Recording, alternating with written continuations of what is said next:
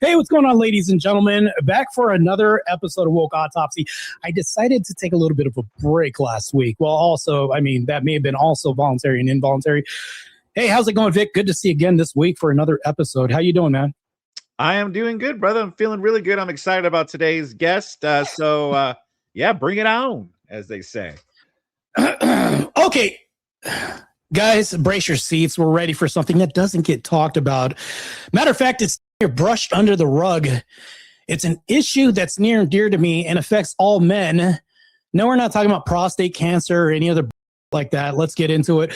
Welcome to another no holds barred episode of Woke Autopsy, the podcast where we dissect cultural sacred cows, challenge comfortable narratives, and perform the postmortem on ideas that are harming society. I'm your host, Martae Ruelas, alongside my illustrious co-host, KEWL Vic. And today we're cutting into a disturbing trend that's been making headlines with alarming frequency: the apparent rise of cases of female teachers engaging in sexual relationships with their underage students. Yes, you heard it. We're seeing these reports of these incidents across the country: arrests, scandals, pregnancies, and shattered lives. Yes, married women too. Crazy, right? Yet the conversation around them often feels muted, excused, or outright romanticized compared to similar cases involving male perpetrators. On this episode, we'll examine why this pattern seems to be increasing, what underlying cultural, psychological, or societal values or factors may be driving it, and crucially, why female teachers in these situations frequently receive significantly lighter sentences, lighter treatment, and easygoing presentation than their male counterparts for the same crimes. Yes, indeed. We'll also ask the tough questions about why the issue appears to be swept under the rug societally. Is it lingering stereotypes about women as nurturers rather than predators? The boys will be boys, or he got lucky mindset that dismisses harm to male victims? Or something deeper in how modern culture handles gender, power, accountability, and victimhood? To help us unpack this with sharp insight and unfiltered perspective, we're joined by a special guest, a longtime voice in men's awareness and the broader conversation about intersexual dynamics. He spent years highlighting how societal narratives often overlook or downplay the realities men and boys face, bringing data-driven clarity to issues of masculinity, relationships, and double standards that many would rather ignore. His contributions have sparked crucial discussions in those spaces, and we're grateful to have his take on why this particular epidemic gets minimized while others dominate the headlines. So, hey guys, stick around as we autopsy this whole woke blind spot, because protecting kids shouldn't depend on the gender or the teacher. So we're also talking about protecting men, right? Some of these boys become men, and what happens is this pervades society. The real accountability means treating every case with the same seriousness. Let's dig in. What do you really think is behind the leniency and the silence, Vic? I guess we're going to find out. Drop your comments in the comments and thoughts. Let's get into it. Our guest doesn't need any kind of introduction. The guy's a near celebrity. As you know, we bring them up here all the time. Let me go ahead and do an introduction real quick before I roll them out.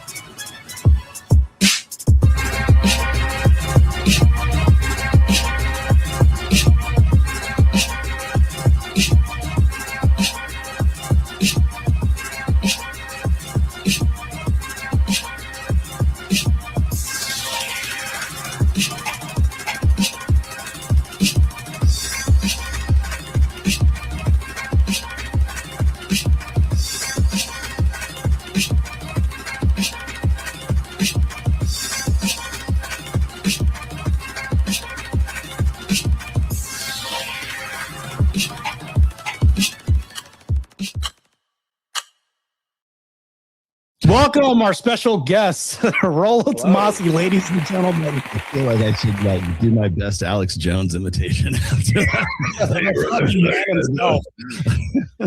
going, Rollo? Long time since we last talked. Good. I love that intro. Thank you very much. I don't think I've ever had anything done for me like that before. Well, I mean, I do this for all my guests, especially if they're going to show up. They're probably based. Most of our guests are based, right, Vic? Oh, yeah, definitely. There hasn't been one unbased guest yet. So, yeah. For sure. Mm-hmm. Yeah, you might be the one that actually breaks the mold and actually uncovers a lot of grime in regards to this issue that we're going to address. It's crazy. I've been hearing about this, and on social media, it's almost on Twitter. I see a new report every day or every other day. It's crazy, Rollo. Mm-hmm. So I took it upon myself to start tracking these incidents back in 2024. I probably could have done it earlier. I remember when I was doing the original show with Pat Campbell, when Pat Campbell was still alive, as far back as like 2018, 2019, we started talking about this on his terrestrial radio show. And so we noticed this sort of like uptick in these incidences of teachers essentially statutory graping their students, right?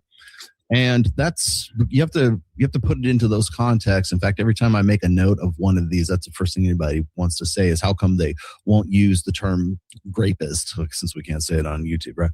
Yeah, because that's essentially what's happening. It is statutory, forced copulation. Let's just say, because the kid is usually under the age of consent. So he's whatever that state is, whatever we're talking about.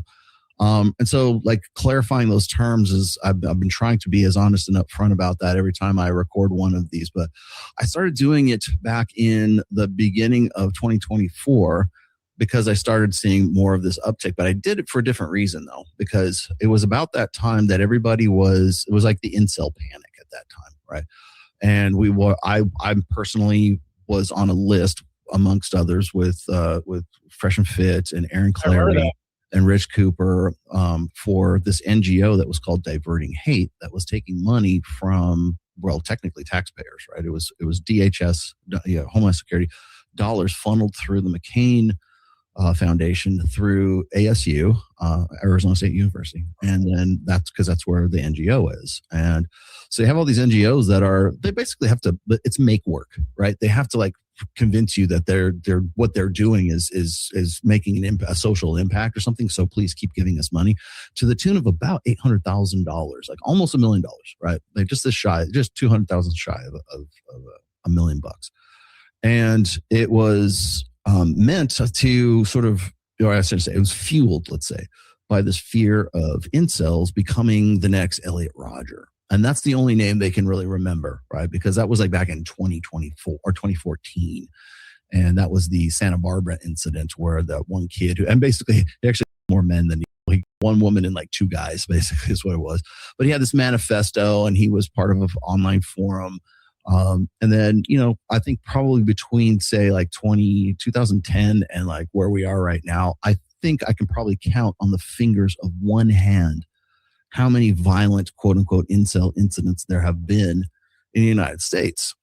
But yet we're still, guys like me or guys like Mike Sartain or people who have the best intentions. We get thrown on terrorist watch lists because they think that we are radicalizing some sort of homegrown domestic terrorist group that's called those incels. Well, it turns out that the incels are lazy. Like the incels tell it, they don't care. You can't radicalize an incel any more than you already. Yeah. But so that they made incels the boogeyman to the point where they're like, taking taxpayer dollars to do these studies and, in the UK and in the United States as well. And I thought about it for a minute and I go, there have been, because I just tried, I think it was like January or February of 2024. And I go, there have been more incidences of female teacher student sexual assault cases in this month alone than there have been for the last 10 or 12 years. I mean, probably more than that, of violent incels. And I said, and how come nobody's shining a light on this? How come nobody's talking about this? So I took it upon myself to, anytime I saw it on Twitter, or I saw somebody on Instagram would DM me or whatever, I saw it in the news, if I happen to be online, if I found an incident of let's just say teacher-student essay, female teacher-student essay, I recorded it. And so I make one tweet about it. I put it in a bookmark and I just leave it alone, right? And it's okay. I've been doing this for this. This is the third year. I'm going on third years now, right? And so in 2024, I logged 79 incidents, like separate incidents. Like they're not connections. They're not just follow-ups. These are like actual new incidences. So there are 79 incidences of a female teacher student essay in the year of 2024. Now 2025 rolls around and we got all the way up to like almost New Year's Eve, right? 91 separate incidences of essay. Wow. And now we are in 2026 and we are at thus far we're at 19 separate incidences in 2026. And so every time, like every once in a while, I make a note of this, but every once in a while I'll take a jab at like our lovely Evo Psych red pill haters who seem to want to be the gatekeepers of evolutionary psychology. And they are happy to point fingers at what they think are incels or the manosphere or whatever their new boogeyman is. And I'm like, well, why the hell is it that you're not looking at this epidemic of female teachers statutorily sexually assaulting their below the age of consent young men?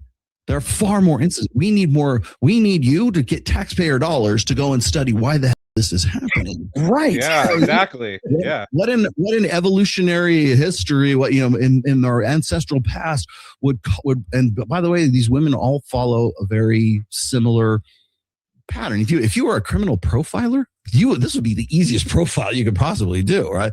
Because most of them are between the ages of, they're usually in their 20s. They're usually new teachers. They're not all of them, but they're usually new teachers. They're usually very attractive too. They're not, there's some fatties too. There's some ugly ones, but for the most part, they're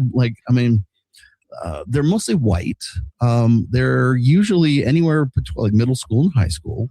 And some of them take it upon themselves to groom these boys from even 10 years old on up.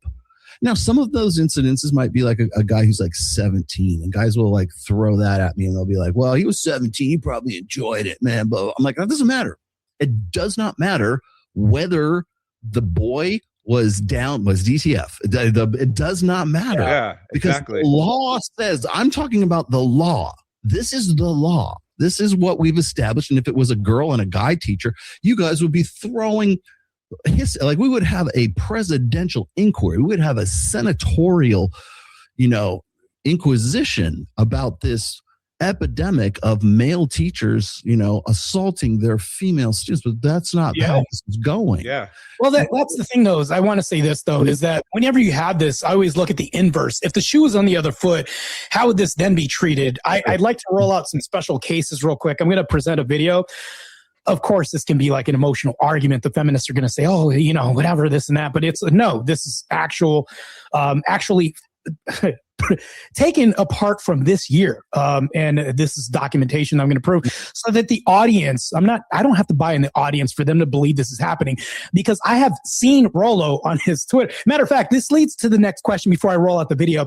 Rollo, you've been publicly tracking these cases, which leads to this, dozens per year, like your female teacher student rapist, number 13 for 2020. Uh-oh. He bug out. They pull out. Oh, there he goes. See? Wait. They're trying to get to you, Martae. We got you, Martae.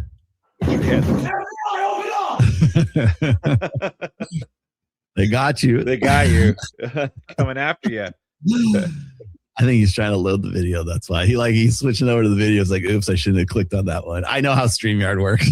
Yeah, no, exactly. It happens. It happens. Yeah. Yeah. We can't Unmute hear you. yourself. You're muted. We can't hear you. Can't hear you.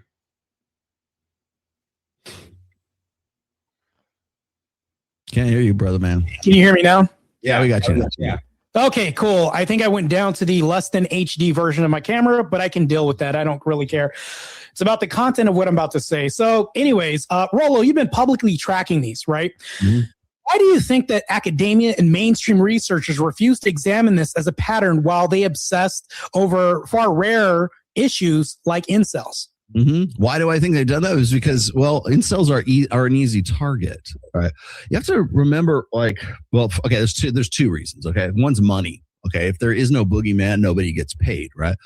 Well, incels are a soft target. They're easy to demonize. It's easy to make them the enemy. That's why, like right now, Andrew Tate. If you bring up the name Andrew Tate, it's like you might as well say the devil in the UK right now, because Andrew Tate is Osama bin Laden in the UK. He literally is. I mean, you will hear his name mentioned on Parliament floor when they're trying to. Actually, when they're allotting 20 million British pounds to the school system, to the education system, to re-educate or educate whatever boys so that they won't be, quote unquote, Andrew Tate. That's literally what they say, right? Yeah. And so that's the boogeyman, and I can make 20 million British pounds off of that. Well, maybe I can get my doctorate for this this study on incels if I pass it off to the right NGO or the right the Center for Combating Extremism or something like that in the UK. We can do that, and it doesn't matter what the findings are. All we have to say is we did a study, and they can take that and run with it and create Adolescence or the Inside the Manosphere with Louis Theroux. You'll notice it's always like these British shows that are doing these, right? But there's one name that they don't know anybody else. The Manosphere thing, Louis Theroux, he wanted to get Andrew Tate. Andrew Tate didn't want to do it. He stiffed him, and probably wisely so. But they wanted to do that. And there's two names that Kamala Harris brought up in her latest book about like why she lost the election. Myron Gaines and Andrew Tate. Those were exactly the two. Wow. So those are the boogeymen. And so if you can make a lot of money off of the boogeyman. So the boogeyman is those incels. Those incels might want to hurt women. They might turn into that fictionalized character of the 13-year-old white boy that stabs some, his classmates, his pretty little girl. We never see a picture of the girl, by the way. You never see the girl in that show ever, and that's by design. And they never. It's basically this. It's a moral panic, is what it is, but it's a very profitable one. So I've likened Andrew Tate to Osama bin Laden. They don't want to capture Osama bin Laden. They want him to stay out there, because if he's out there, then other people get paid.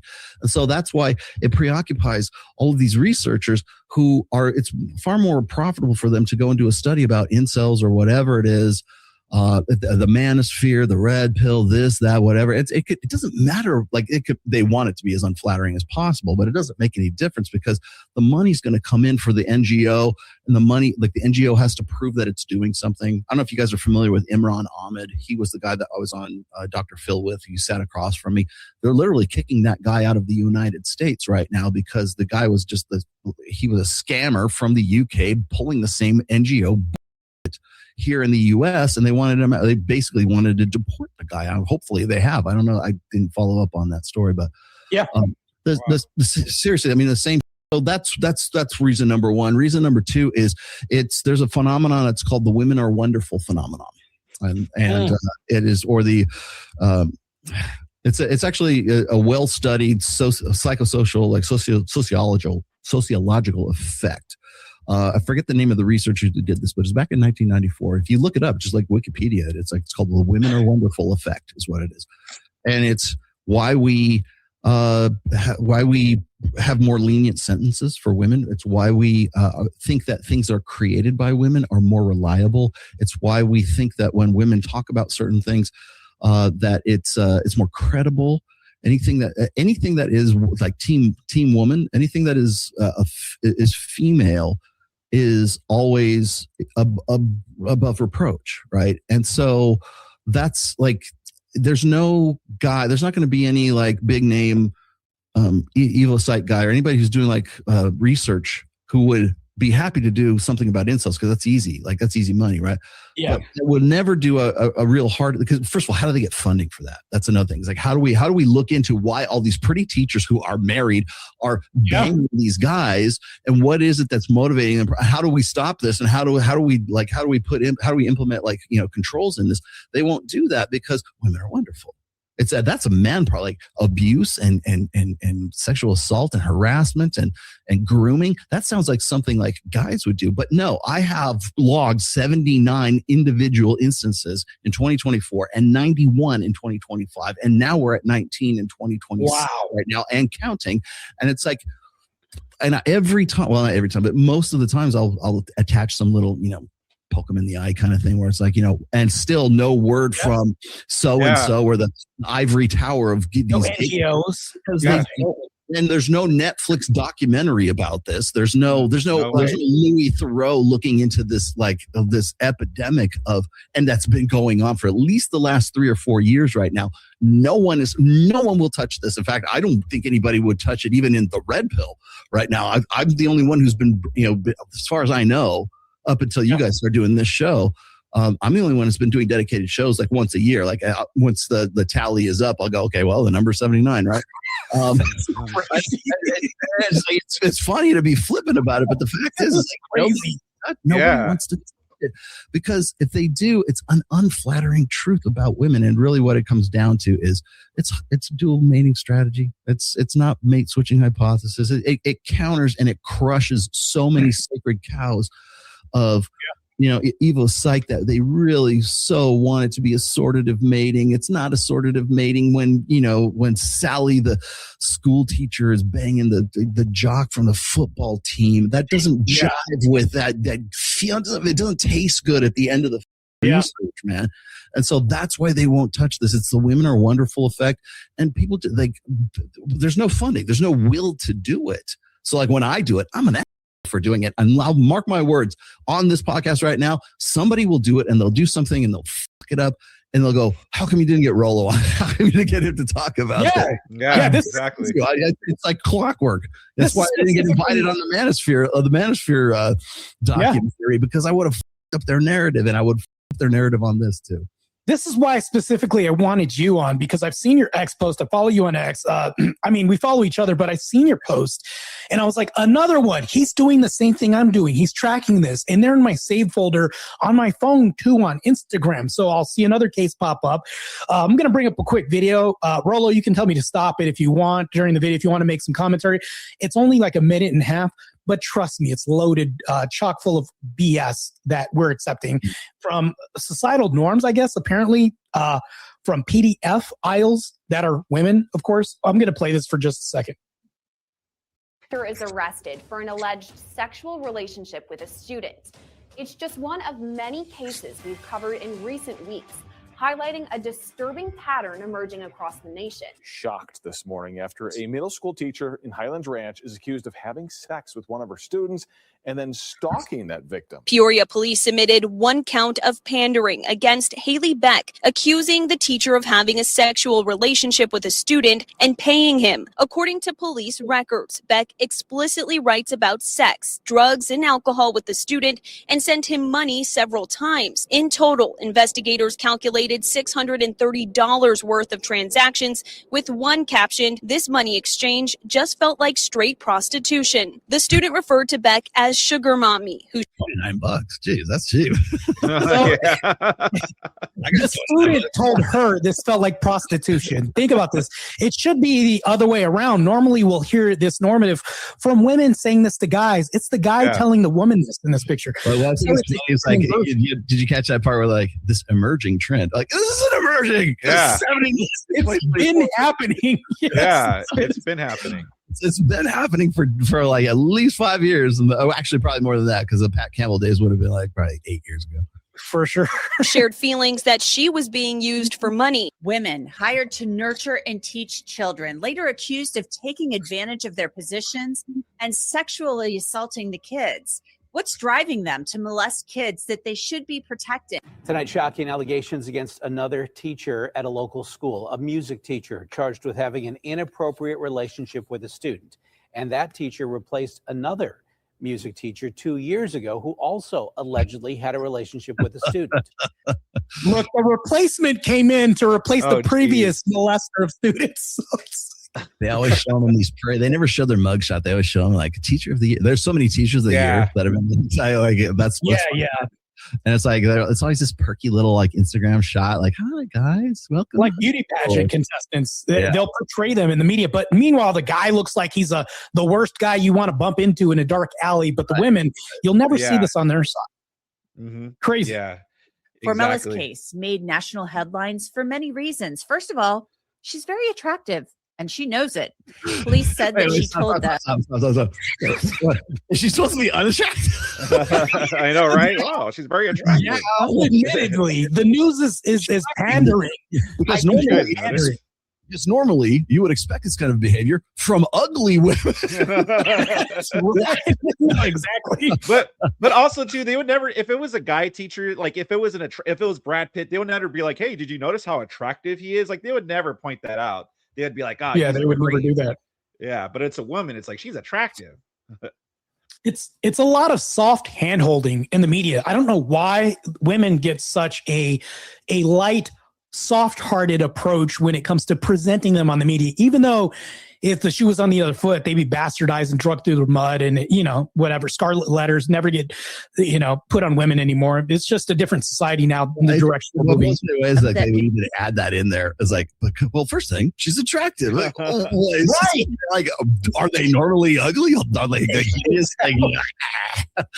It's funny how they obfuscate away from the case. Normally, they would never talk about how handsome the guy is, how rich he is, or anything like that. Yeah. But they make a beeline to obfuscate away from the criminal case and talk about, well, she's beautiful. Look at her. Look at a guy, and the guy's like he looks like Henry Cavill. Well, first, he's a good-looking dude. Yeah, exactly. They would never hear that shit. Yeah, come on. Yeah. People try to get her into trouble because she's good-looking. Formella had been married for less than a year when she was arrested and charged with sexually abusing that male student. She has a good-looking husband, a house in the suburbs, and a decent. Look again, good looking. It's like why would they want? Why would she ever want to? Yeah, why would she ever want to cheat on him? This is she must be damaged. Yeah, exactly. Someone must have heard. Someone must have heard her. Job. So why would she potentially throw it all away to engage in sex with a teenage boy? Christina, why did you tell a child that if he couldn't get you pregnant, you would get a sperm donor? Because it was him or nobody. Two women teaching at the same Peoria high school are accused of sexual conduct with a student. And police say the victim in both cases is the same teenage boy, but no arrests have been made. Right. No arrests have been made. No, you'd be shocked. 13. There you go. You'd be shocked. So here we go. A school employee on the run after alleged essaying. See, even the news can't even say the words, because even their tone police. Because they're beholden to the YouTube algorithm is why. Yeah.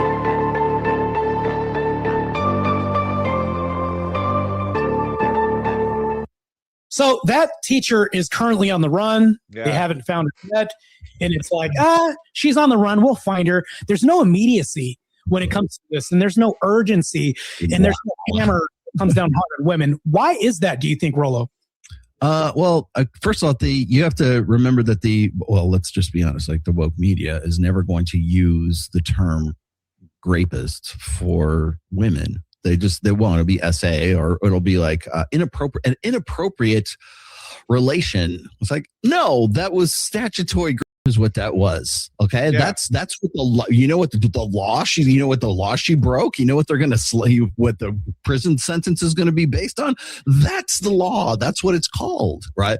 But they won't say that because, again, women are wonderful. We cannot possibly, because they're beholden to a gynocentric social order and they control the language. And it's a good education in I say neuro-linguistic program. It's not really. It's there was I think it was George Orwell who said this. I think it was in 1984. It says if you can control if language controls thought, then if thought controls language, then language can control thought.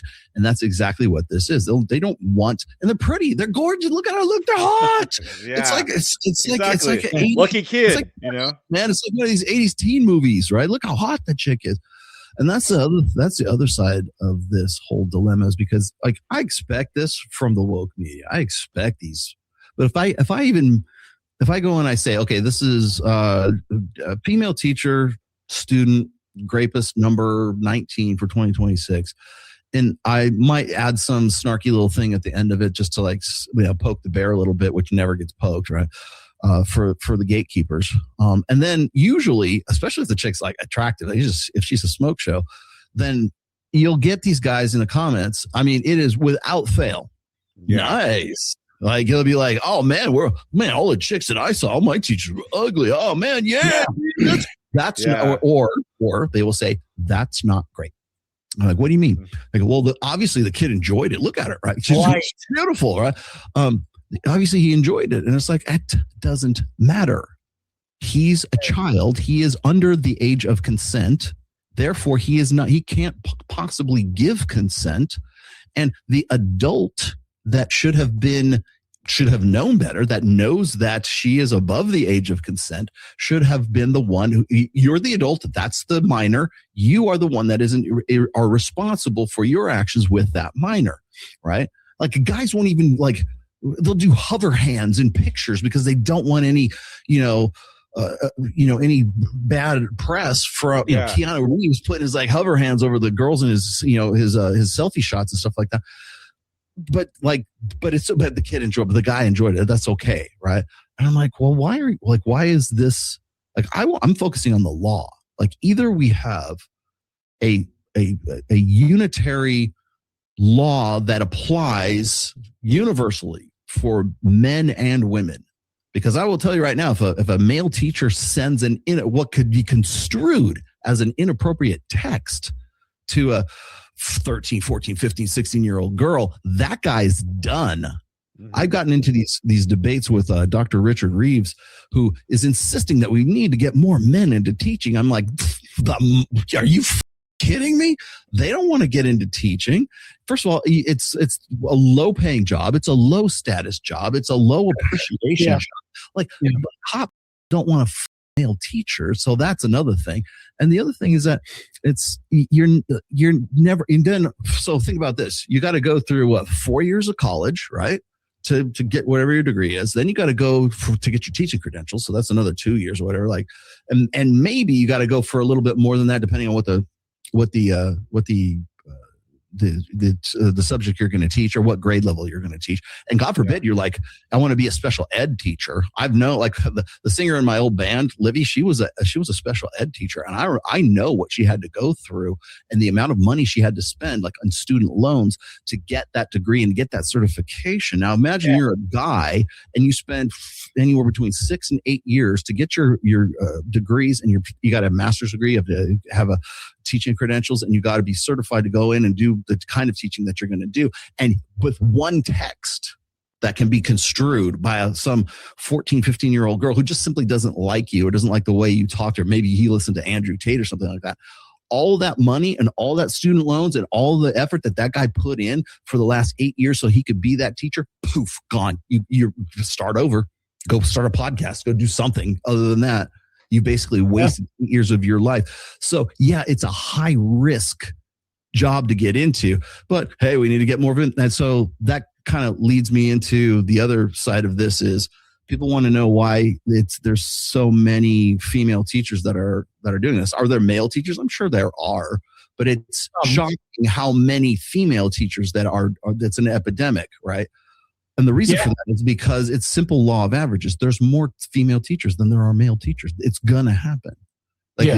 Like when you look at the last stats I looked at in, like, I think in public school, like from like kindergarten through really, when you get to a graduate degree, 78, 79% of your teachers are going to be female. And that's like, unless you're doing something in STEM, unless you're doing like engineering or mathematics or something like that, you go, but like from the time you're in kindergarten through the time you get out your high school diploma, your teachers are going to be overwhelmingly, almost 80% are going to be female. So when you look at how many women are in the education system, and even I think was it Helen Andrews was talking about this, how many women are in like psychology and in the medical field and are in law right now. And she was like, she's giving that talk. I think one of the things she says was education, right? Which you think about all of those fields where you put a lot of women into them, and you think how important those fields are to forming the next society, for forming the next generation, right? So is it any shock that I don't know, a 24-year-old to 34-year-old blonde chick from the Midwest who is unsatisfied with the beta schlub that she married, and now she's a school teacher and she's around guys that are like they're like their football play. Trust me, none of these chicks are getting with like ugly dude. They're not getting with the fat kid. They're getting with the kid from the water polo team or the football team or something like that. Those are the guys that they end up with, and even to the point where they bring in some of these cases other teachers to like watch out to run point for them, right? To watch out for them. Like they'll have that happens in class, right? And it's just, so like, imagine if it, again, we're flipping the script. Imagine if it had been men who were doing this. Like I said, there would be a senatorial inquisition into all of this stuff. And we would spend inordinate amounts of money. And yet no one is even, only us, like only me, only you guys, only the red pill for sure are bringing this to light. And of course, the minute we do, what's wrong with you? Don't you know that men do it too? And like everybody thinks you're a misogynist for bringing this up. And I'm like, no, I'm not a misogynist. I'm pointing out the flaw in your system. You want to go and spend taxpayer dollars on discovering whether incels are going to be dangerous or not. And guess what? They're not, right? For the past, 20, we're going on 15 years now, you can name like 2 or 3 people who were incel kind of shooters, right? Okay, very bad. But I can name 19 in the month of freaking, from March or from April to the beginning of this year, women who have sexually assaulted their students. And no one's saying it. Local news might just give it a little bit of lip service because it's salacious, right? But it follows a pattern. It follows like the chicks are like 9 times out of 10, these girls are married, and the guy, and half of the time, the guys are married. They say, I'm going to stay with her. I'm not going to divorce her. Like they want to stick with her anyways, which is probably why she wanted to get with the guy, the kid in the first place, right? And I think it shattered like it goes much deeper than just like what I initially started out with. Like I was just using it as a comparison between like incels and like, here's something that should be more important to you guys, right? I have a post real quick that I'd like to present real quick, Rollo. And then you got to think about hybristophilia, and you got to think about all these other related issues that go along with it. Hybristophilia. Yeah, that's so true. I think women are drawn to danger. There's hybristophilia. They're also drawn to like problematic situations that are risque. It's almost kind of like, what would you say? Something that they get off on, like I might get caught, that type of thing. Women, for some reason, end up in these predicaments all the time. But I do want to kind of display this real quick because it shows the lopsided nature of the legal system here. I'm going to present this to you real quick. You guys see this is a 2026 post real quick. Man who was as a child forced to pay child support after rapist became pregnant and had a child. Nicolevis was 14 when he was by a 20-year-old woman. 6 years later, informed that he was obligated to pay child support, $15,000 in back child support and $380 a month. And this is the kid, right? He just found out one time he went to his job that his checks were being garnished. And you'll never see this case, right? The other way around. But for some reason, the legal system is lopsided as well, too. It boggles my mind, Rollo. Yeah. Well, like I said before, like people want to ask me like, Rollo, why does this keep happening? And then I can say, well, it's the law of averages. There's more teachers than female teachers than there are male teachers. It's also I can talk about like hypergamy. I can talk about dual mating strategy. There's so many things that you can sort of like apply to this epidemic, right?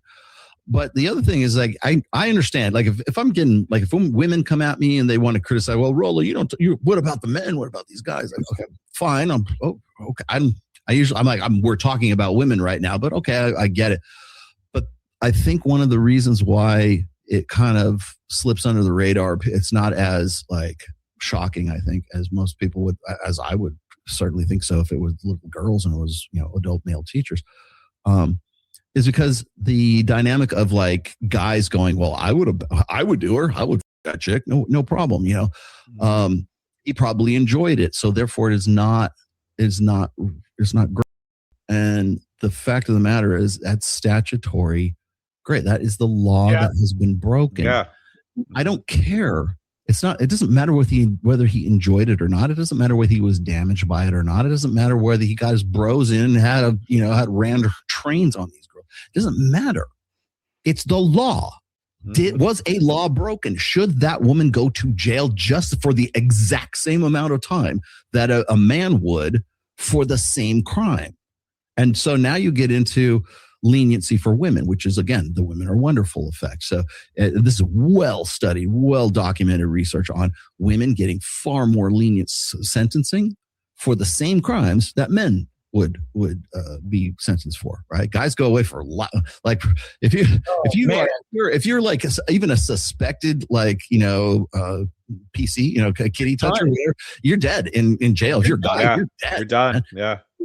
Not a female prison. You're like, hey, how was that guy, man? A 15-year-old guy. It was fun.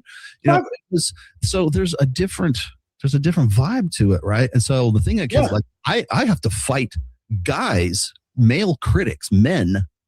I think they're men, who come at me saying, well, we need to lower the age of consent then.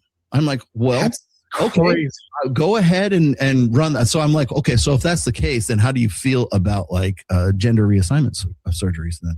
Right? Because should there be an age limit for that? Because there really isn't one right now.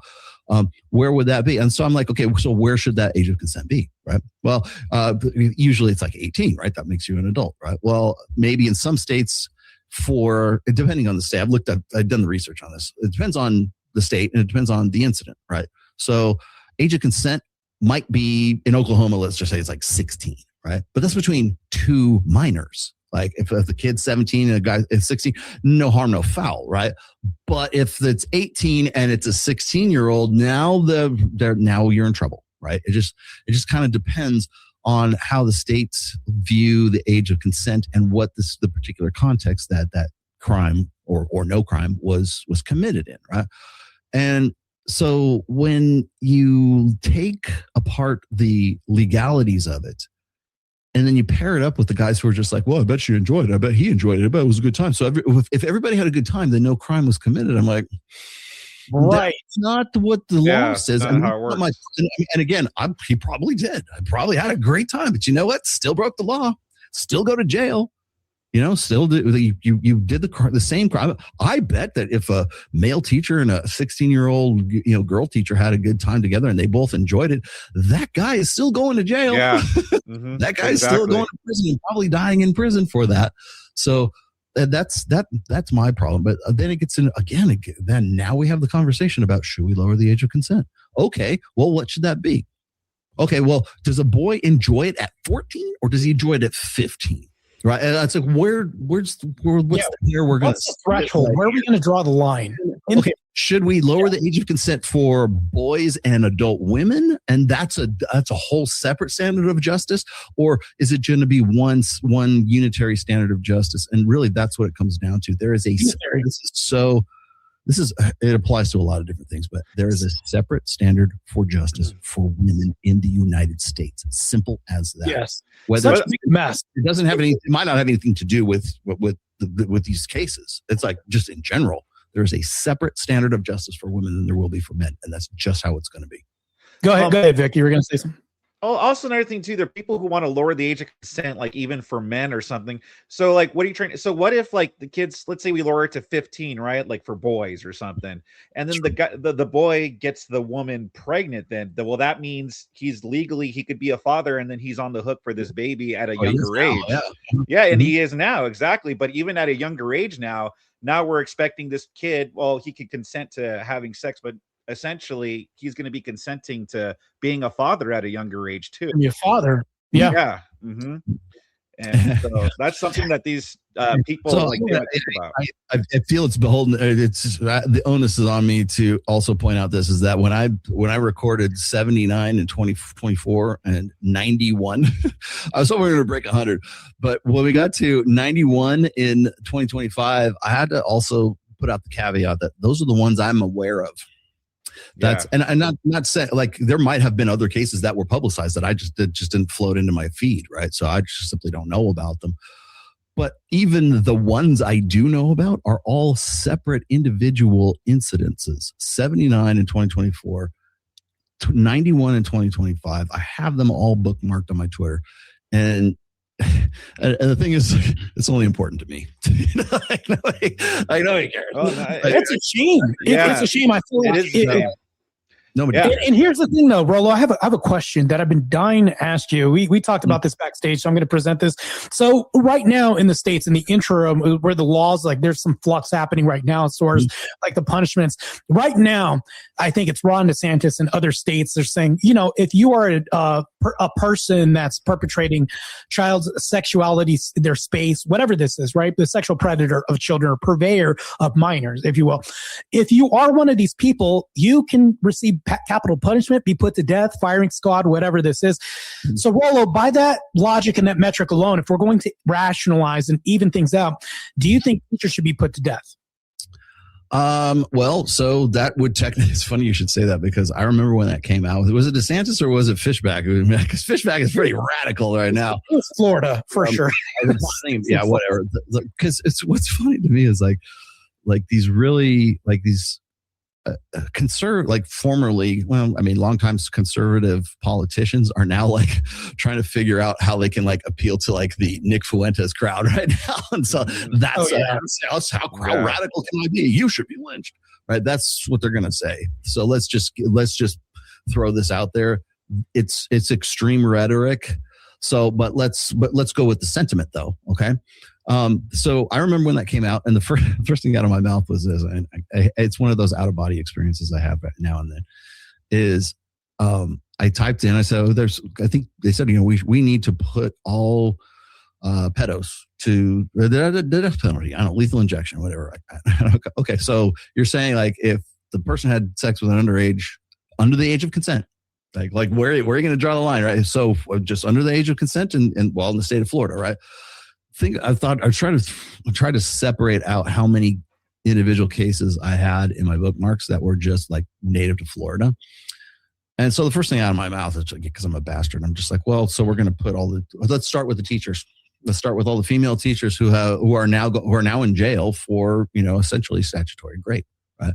Because that and technically pedophilia, right? That's what that is, underage, right?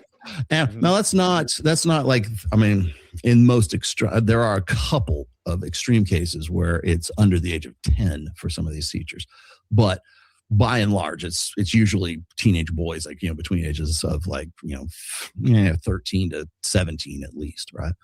And it also involves a lot of grooming and everything else that goes along with that. But still, we want to put groomers to the same knife as anybody else. And if it's a guy, they're happy to bring out the firing squad. But again, should those teachers be, well, if that's the law, then that's the law. If everybody in the state of Florida says, this is what we're going to do if you do X, and this is the law, this is the penalty, the penalty is death.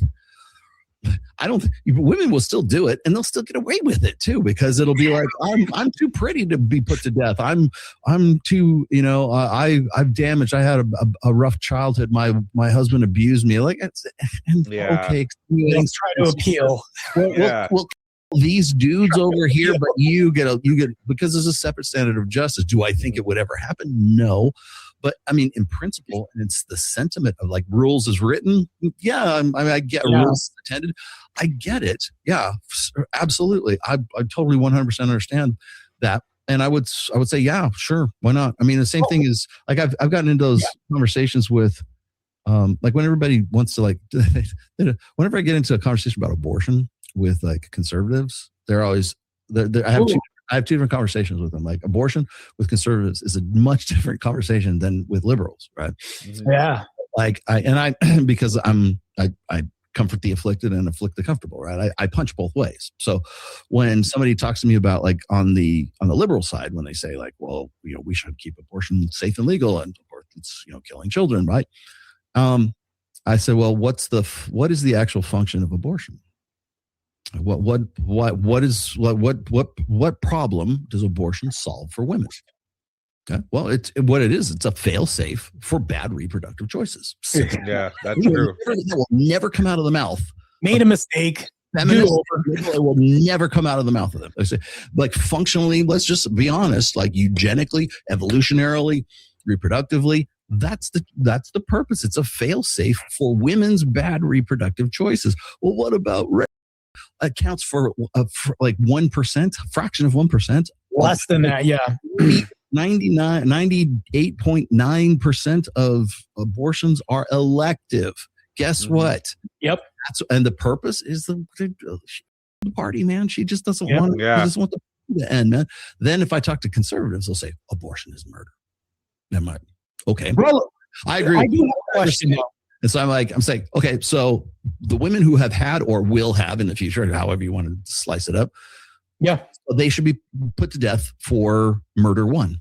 Do you agree with that? And that will then, wait a minute, guys should keep. Yeah, because that would be consistent across the board. The logic would be consistent. So that's post facto rationalization because it's already there. Like whether or not the guy banged her or not, she's the one who decides if the child lives or dies, not the abortion doctor, not the baby daddy. Insane. Like you can make the case that the abortion doctor is the hitman. I get it. But she's the one who put out the hit, okay? Exactly. She is a murder one, premeditated malice and forethought of murder one. Yeah. Do you support putting women in the electric chair for doing that? And Matt Walsh will never touch that. So he will never. No, he wouldn't. He would jump in front of the bullet. That's what he would do. I have a question, Rollo. In the rational male, you talk about women's lack of accountability, which leads to the next question I want to ask. In the sexual marketplace, do these teacher cases represent the logical endpoint of believe all women and Me Too logic flipped on its head, where women now weaponize institutional power for their own sexual ends? That's a good question. I think it's a little, it's putting too much, you're thinking about it too much, I think. Well, first of all, let's look at, you could just look at the law of averages. We already talked about that. There are more female teachers than there are male teachers. There's going to be a higher incidence of female, male student, essay. That's just going to happen because the pool is deeper for women. Okay. Then it's like, well, people have asked me this before, do they think that they can get away with it? The answer is yes, they do. They think that they can get away with it, and they think that the boy is enjoying it so much that it's never going to be an issue, and they don't factor in the parents that might be actually involved in their son's lives, right? Yeah. They don't, or if it turns into sort of like this fatal attraction kind of thing, which some of these do, where the woman is just like still like sending him like dozens and dozens of texts and emails, and I love you, oh, can't wait, I'm going to divorce my husband, I can't wait to be with you, and that's the groomers mostly. Yeah. But is it a power dynamic? I don't think it's so much a power dynamic as it is just an opportunity. Like it's just an opportunity. When I talk about, I can remember when, another reason why I started tracking these things. There for the longest time, from like 2022-ish to 2024-ish, almost into 2025, there's a big push for what Dr. David Buss used to call mate switching hypothesis. Why women cheat, right? Why do women cheat? Yes. Well, first of all, it's not a mating strategy because you already have to be mated for there to be a mate switching hypothesis. So you throw that out the window. Yeah. And I've always said it's dual mating strategy, which is a much more robust, much more reliable predictive framework than anything else. But he's got to be, again, women are wonderful. I want to be a podcaster. I want to be an influencer. I want the ladies to like me. I gotta dish it to the guys so women will love me. By the way, David Buss during that time, 2020-ish, that's when he ran his failed attempt at a dating service, and never really saw the light of day. But again, the reason why he's saying this kind of stuff, he's got to come up with something that is more flattering to women than dual mating strategy, which is alpha and beta bugs, right? Women want to Chad, and they want to marry Cat. They want Cads and dads, right? They want a nice beta guy to settle down with, and that's exactly what's going on with the teachers. They're with these guys who are with them. They're ride or die guys, man, and they still want to the guy who's like the 15-year-old, and so it throws this whole mate switching hypothesis out the window, because what the mate switching hypothesis professes, anyways, is that women only cheat up in upward mobility, right? They want a guy who has more money, who's got more money, he's got more status, he's got more. It's up the sort of the status hierarchy thing. I'm like, why is it that these teachers who are clearly well above the 14, 15, 16-year-old students, why are they banging those students then? Like, what is there? Are they're cheating on their? Clearly, they're cheating on their husbands. Why would they do that? Or do they think that the 15-year-old is going to actually be a better bet in the future and make more money? He's going to be a NASCAR driver or something like that when he gets to be 18. Crazy. Do you think? And it's like, again, one of the reasons why we don't talk about mate switching hypothesis anymore is because that was one factor that crushed that theory. The other one is that, like, when Steve Harvey's wife cheats on him, his second wife cheats on him with the personal chef and the bodyguard, who are in no way status equals to Steve Harvey. Throw that one right out the window. That too. Yeah. The thing about the teachers, though, is that it crushed that theory, or helped, anyways, to put a nail in the coffin of that theory. And that's another reason why you won't see any upstanding, I don't know, A-list Evo Psych influencers will ever touch that, because it crushes too many of their sacred cows. And one of those also is assortative mating, right? Now it's because now mate switching hypothesis, everybody sweeps that under the carpet. What's that? Rollo wrote something about that sometime. I don't know about those red pill guys, right? And then so now it's assortative mating, and what that implies is that like gets with like. So if you're Steve, or if you're this guy, you're 6 and she's a 6, then 6s get with 6s and 7s get with 7s, and 8s get with 8s, and it's this socioeconomic, parity, which is a joke. And I laugh really hard, because usually when they're writing something about assortative mating, they like to use for their example is like Lauren Sanchez and Jeff Bezos. Wow. Go look into the background of Lauren Sanchez and change that, fire your Twitter team. Just cancel your Twitter account because you screwed up. Okay. But like the theory doesn't fly. It doesn't fly because of teachers wanting to get with their 15-year-old students. And it's so that's that part. And then the other part of this is that doesn't get talked about a lot is, how do women get out of this? What is the get out of jail free card for women out of this? So what usually they'll say is, those are damaged women. They're crazy. Real women would never do that. It's the same thing with hybristophilia. Like when a prison guard goes and bangs the hot, serial murderer in the penitentiary, right? And she wants to have his babies to the point where she's going to try to break them out. Like, they have to, like, in certain prisons, they have to like separate the female. I don't know, how do you get female guards in prison in the first place? But you get female guards, they have to separate them from the male population because it happens too often. Yeah, all the time. Hybristophilia, people call me on this, but I keep saying this. Not all women are hybristophiles, but only women are hybristophiles. So and it's not just, women love what Luigi, or the kid that shot the guy from the Mangione. Because he was good looking, right? Or you can make a case for Richard Ramirez. You can make a case for Jeffrey Dahmer, Ted Bundy. No, they had Zac Efron play, like, was it Jeffrey Dahmer or one of those guys? And I think it was Ted Bundy. Yeah. And the tropes just keep coming. But then you look at like somebody like James Holmes, who was the Aspen, Colorado theater shooter, who, if you look at pictures of him, that dude's crazy. If you look at what's his name? Nicholas Cruz from the mass shooting in Florida, that dude's crazy. Or the guy who was the Boston Marathon bomber, the kid bomber. Oh, yeah. It's crazy, right? It's not about looks. It's about the fact that the guy is an incarcerated, dangerous, rapist, criminal, murderer, dude, a thug, warlord, arms trader, drug dealer. Like the list goes on and on. Women like bad boys, and the more extreme, the more they love them, right? And when you try to say, well, let's look into this, Rob Henderson, let's look into this, Steve Stewart Williams, let's look into this, Gad Saad, let's look into this. I'm trying to name names of Steve Stewart Williams. Let's look into this.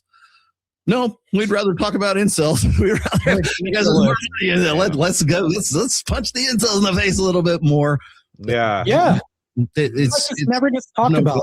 Yeah. So you have to remember, well, hypergamy is easy, but there's also an element of hybristophilia to this as well, because that overturns this stupid notion of assortative mating right now. It's not who you get with. It's not who you settle on. And using marriage as a metric for the success of your mating theory is ludicrous. It's not who you marry, clearly, because these women are married. It's not who you marry. It's who you want to. That's the mating strategy right there. In fact, if anything, this proves a dual mating strategy. They want alpha seed. They want the alpha genetic sexual short-term benefits from having sex with a guy, with a 15-year-old guy, having his babies, and convincing the beta that they married that it's his kid. Beta bucks. That's am I the only one who see I feel like John Travolta in my Pulp Fiction. Rollo, you've noted, and I've seen this, so I've looked at your Twitter sometimes. Correct me if I'm wrong, but you've noted that there were 79 such convictions in 2024, and then here's the thing, Vic. 91 in 2025, according to what I've seen with Rollo, yet the narrative stays silent somehow. Rollo, I got to ask you this. How does this selective outrage serve the larger social order, especially when compared to how quickly male misbehavior gets amplified? Well, again, it goes back to the separate standards of justice, and it goes back to the wonderful effect, essentially, right? And then just now scale that up. That's all you're doing is upscaling all of that. So it's like it's numbers, but it's like you're scaling it from the personal level, from the independent individual level up to the societal level, up to the national level after that point. Like, how does that scale? It's always going to, I mean, it's because we have a gynocentric social order. Well, we have I always say the gynocentric social order, right? How do women organize societies, right? Well, there's also, what's the global narrative that goes along with it? What's the gynocentric global narrative on top of everything else? And that's why I keep saying there's always going to be some out. There's always some caveat. Like if you go and you say, if a man has a problem, or for God's sake, if I say something that is in any way, let's say observational about women's nature. Like, well, women are like this. If I say that and I'm a man and I have a dick swinging between my legs, crucified. That means that I'm complaining. I'm making an observation, but if a man makes an observation and verbalizes it in the most measured, most monotone, most neutral way you can possibly do it, it always sounds like complaining.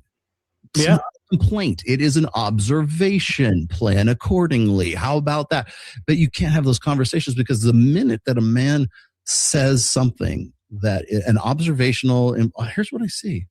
I'm seeing this going on. The minute I say, this is what I see in women's nature, I might even be wrong. I just want to have a conversation about it. It doesn't matter, because a man said it. It sounds like it's complaining, whining, whatever, and it's not the first people who will criticize me of complaining won't be women. It'll be guys. It'll be men saying this. That's because they're trying to follow, because they want an in. Any girl in earshot to hear them say, well, what about the guys, right? And you'll notice that whenever I bring up something that is sort of, especially if it's an unflattering truth about women, if I say women are X, there'll always be somebody who will say, well, but what about guys? Guys are like this too. Or they'll try to flip the script, right? Or they'll say, well, men do it too, but men are worse. And here's how. Like, what about domestic partner violence, right? What about it? The thing is, can we? And I know this is impossible, but can we please just have a conversation about female teachers, male students, and it can't be consensual sex, right? So and statutory rape. Can we just talk about that demographic of people? These three people, and this is what happened, right? Without bringing in men, society of men, patriarchy, this.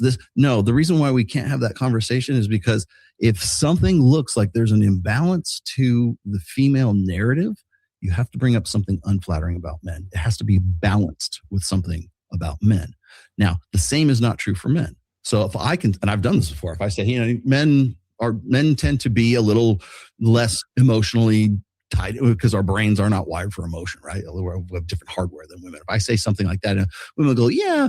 And I'll say, well, women are more attuned to communication, right? Which they are. I mean, they can get women. Here's a biologically, this is 100% factual. Women have a better sense of smell than men. If I say that, true.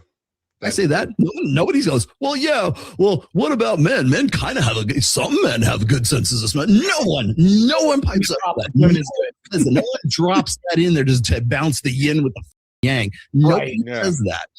And the reason why they don't say that is because there's no men are wonderful effect at all. Yeah. That's why there always has to be, whenever you say something, it could be flattering or it could be unflattering about female nature. There's always this it's almost like on the species level that guys have to either defend milady's honor or they have to balance the yin with the yang, right? They have to say, well, but what about men? Like, that's not the conversation. The conversation, we're talking about women. Keep men out of this. But you can't really, and then the fact that you just want to talk about that one thing or focus on that, on teachers and female teachers and male students, and just the fact that you want to focus on that. And it's really meant to deflect and to distract is what it's meant to do. And again, so that's an easy out. And that's on a societal scale, a national scale. The other one is like the damaged women thing. The women you're crazy. No, normal. It's really basically the no true Scotsman, like logical fallacy, what it is. Yeah. No real woman would ever do something like that. I've got 79 from 2024 and I've got 91. Are they all damaged? Did they all have daddy issues? Insane. Are they all like former strippers? They became teachers. Do you tell me, man? Yeah. There's a lot of them. And it's like, people say, well, it's just correlation. Correlation's not causation. I go, yeah, I get that, but it's a hell of a correlation. But Rollo, we've talked about the excuses for women that they paint all the time. For the boys involved, often dismissed as like lucky, because I'll read the comments all the time. And when we scroll down the comments, oh, my teacher, I wish my teacher was like that. And we'll hear this all the time and then see this.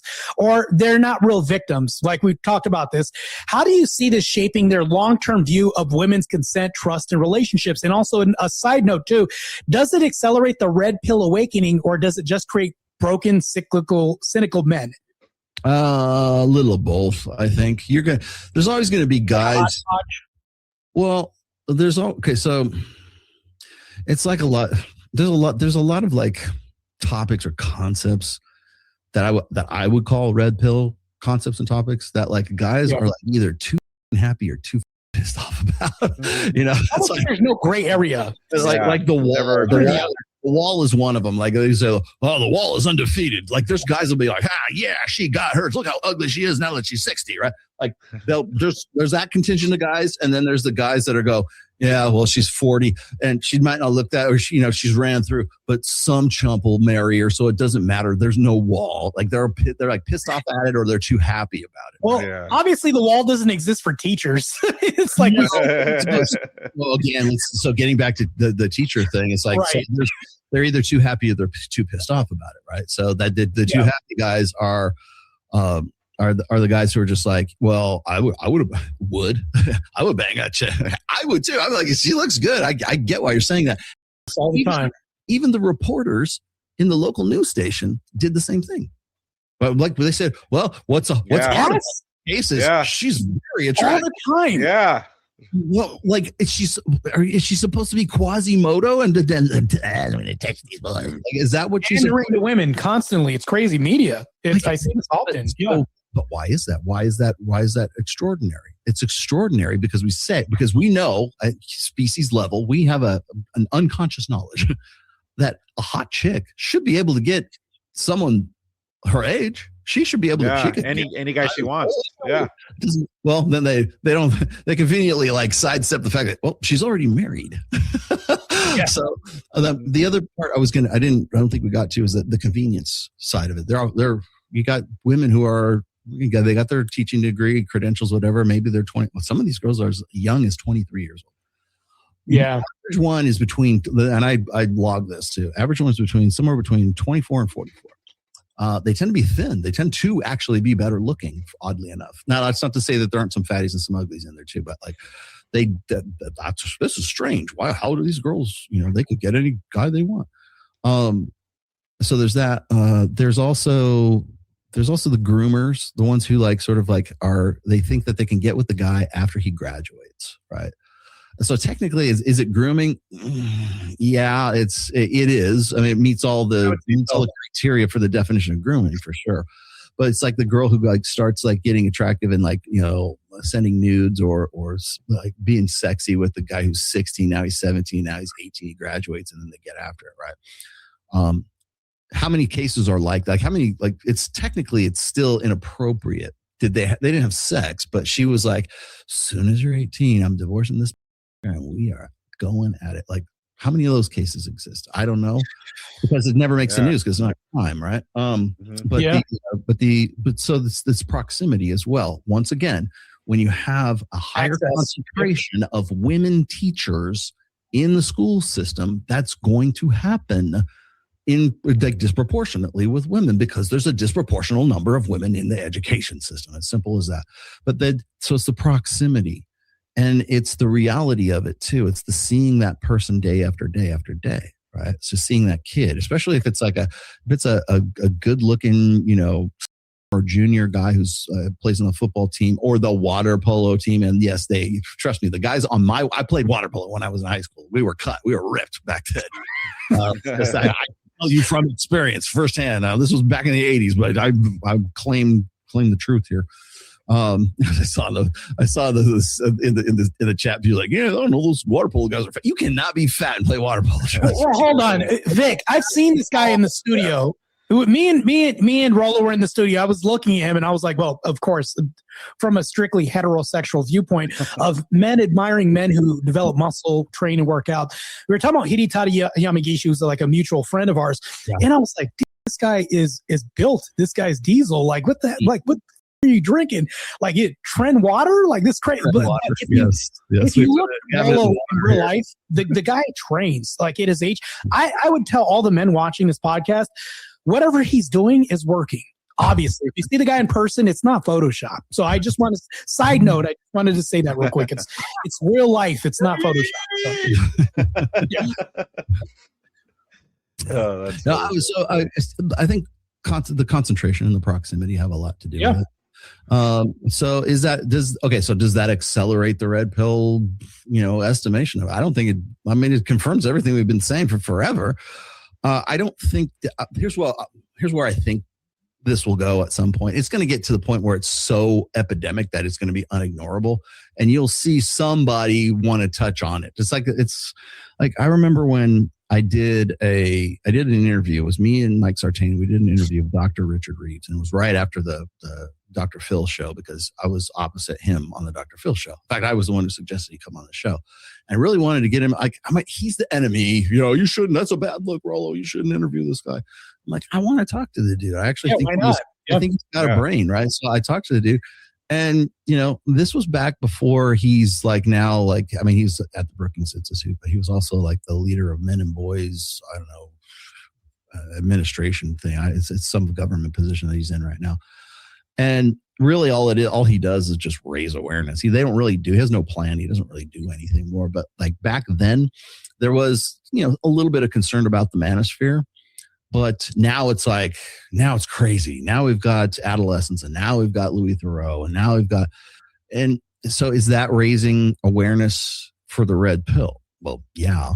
But what happens is you're going to get people who are players in that, who are loud voices, who pick up that topic as the topic du jour, and they blow it out of all proportion. And they should never be talking about it in the first place, because they literally have no clue what anybody who's been in the space, I've been here for forever, but even if you've been here for the last 4 or 5 years, even if you got involved since 2021 when Fresh and Fit started, more about the manosphere and the red pill than Louis Theroux does. Way more than Rob Henderson does. Way more than I don't know, whoever set up, who the directors and producers are for adolescents. Way more than that. But that didn't stop these guys from going and pumping a lot of money into something like that. The same thing I think would happen to the female teacher student epidemic right now. What will happen is it will become, so what happens with the manosphere and the red pill, it became unignorable. What will happen with female teacher student, SA, it will become so common and so over the top that it will become unignorable. And then you'll have somebody go, well, we're going to look into this. And you know what they'll do? They'll go, well, this is really bad for women because women feel like they're forced to have excuses. This patriarchal society that's driving them into the arms of these 15-year-olds that they're with, 6-8 hours a day, and they will 100%. I take this to the bank. They will make it about men. It will their crimes. I believe it. Fault of ugly fat men who legislate whatever, right? Or it'll be men's fault because they damaged those women so that they would run into the arms of the 13-year-old boy and groom him so that she can have a baby with him and get child support from the 14-year-old kid when he's 18 anyways, right? And guaranteed there will, you want to talk about no account, we want to talk about how Fresh and Fit women wouldn't hold women accountable. This podcast is to hold women accountable. Nobody's holding women accountable. No one will hold women. Just stop it with that stupid line. Yeah, no one does. Is holding women accountable. You will not change their behavior. And you know why? Because of exactly what I said. Because people will make it, they will take it and they will transfer the causality of it to men or something outside of the control, the agency of women.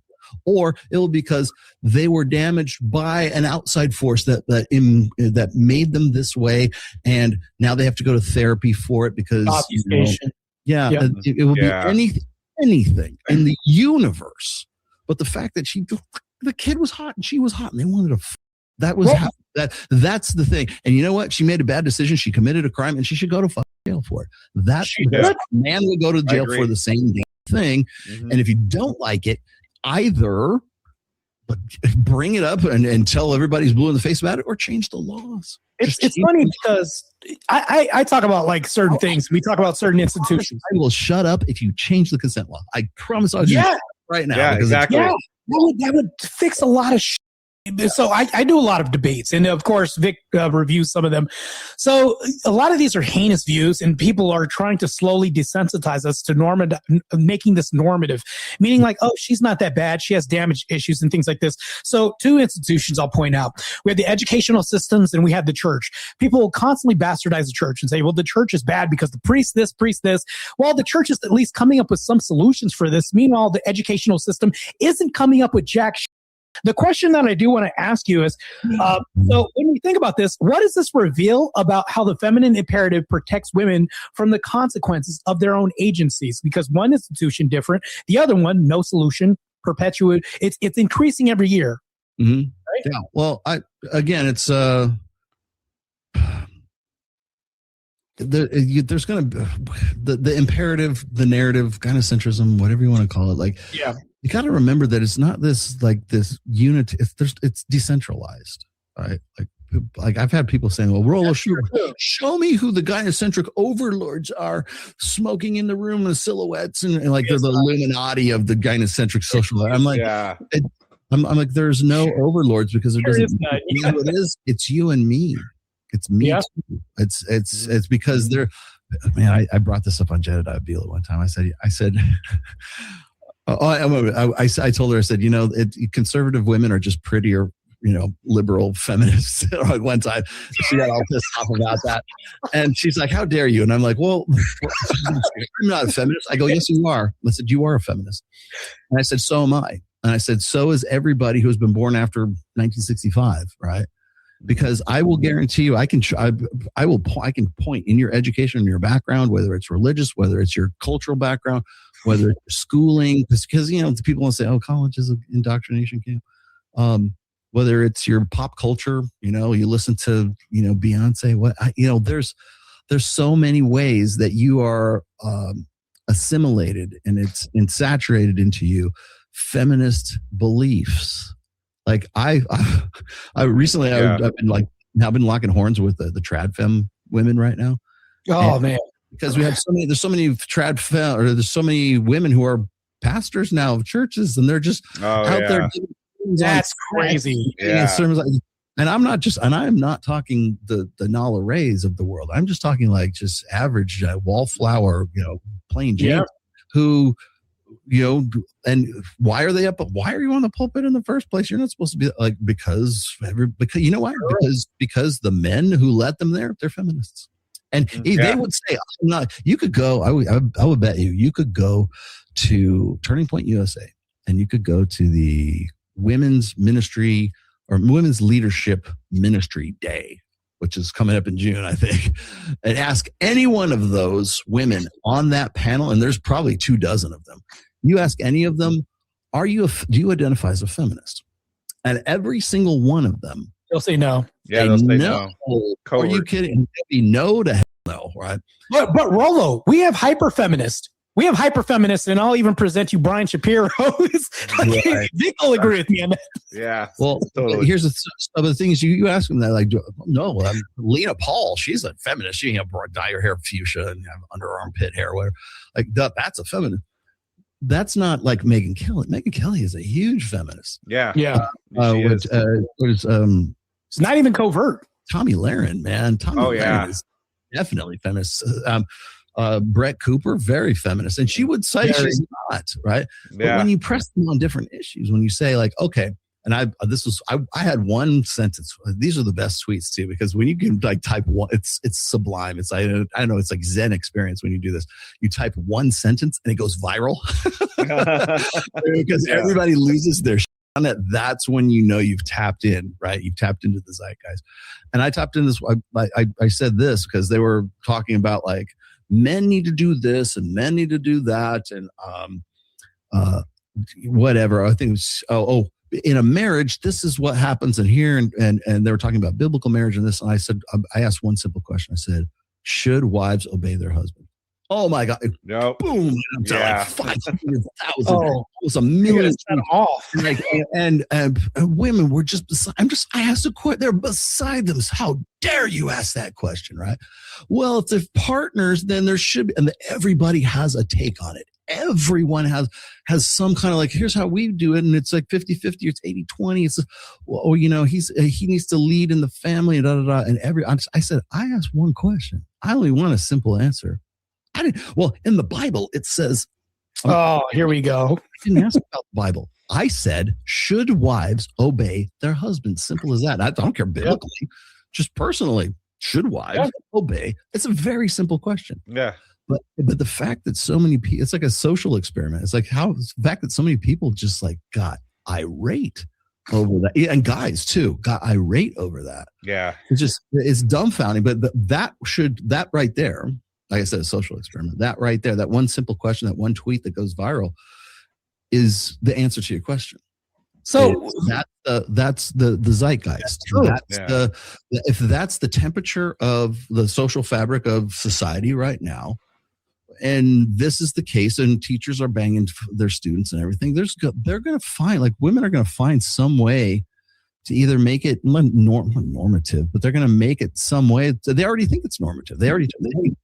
Like women, if they knew that they were going to get the death penalty in Florida, like you were saying before, if they knew they were going to get the death penalty, they would still do it because they think that they will be the exception to the rule. They think that it's okay to do those things. They don't rules, laws, statutory what? That sounds what's that? That's all Latin, attorney language. They don't know anything like that. They only know the kid is hot and that their husband's a beta, and they're like, they see this guy all the time, and they're like, it's like that, underbite thing where they're looking at the kid all the time, and they want to get with that guy, and eventually they're going to take that chance. And the reason why they feel comfortable in taking that chance is because we have the social fabric says it'll probably slide. You'll probably be okay. And now more of them are getting convicted and sent to like long jail. The last one I saw was like 14 years, right? They will get, especially if they're grooming, they will get a sentence for that. But is that going to be a deterrent? Like that's what it's supposed to be. Like that's what a jail sentence is supposed to be, a deterrent for the crime, right? Mm-hmm. You're going to, like, for an underage boy, you're going to be put to death for this. They'll still do it. And they'll think that they can get away with it because it feels good, and it feels like something that women should be able to get away with. I think that the media has had some play in this, and I think that men have co-opted this as well too. Here's the reason why I wanted to break out this other presentation, and you'll kind of smirk when you see this, because this is a video I'd like to bring up. This is an example of media kind of coercing us onto like women not so bad. She was the victim even though it was a child, right? And these are classical examples that I'll bring up, right? So forced procreation, there's a comic called Invincible. This is effectively a trigger warning that I'm providing, as the next part of this video has to do with sexual assault.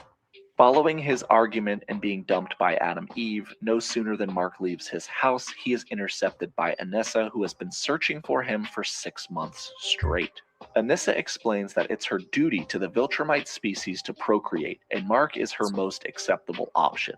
Mark shrugs off her advances, but Anissa, who is arguably still as strong as Mark, attacks and forces herself upon him. Mark attempts to fight her off, but is ultimately unsuccessful, and Anissa Mark.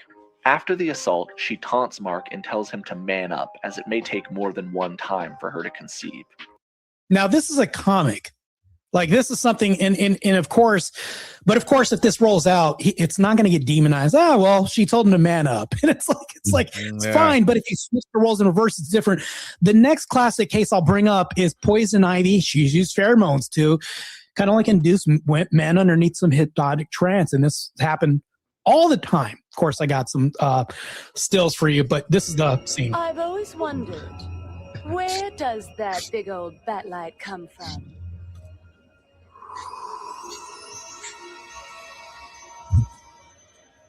Why, it's right on top of police headquarters. And of course, this is normalized. It's fine when she does it, right?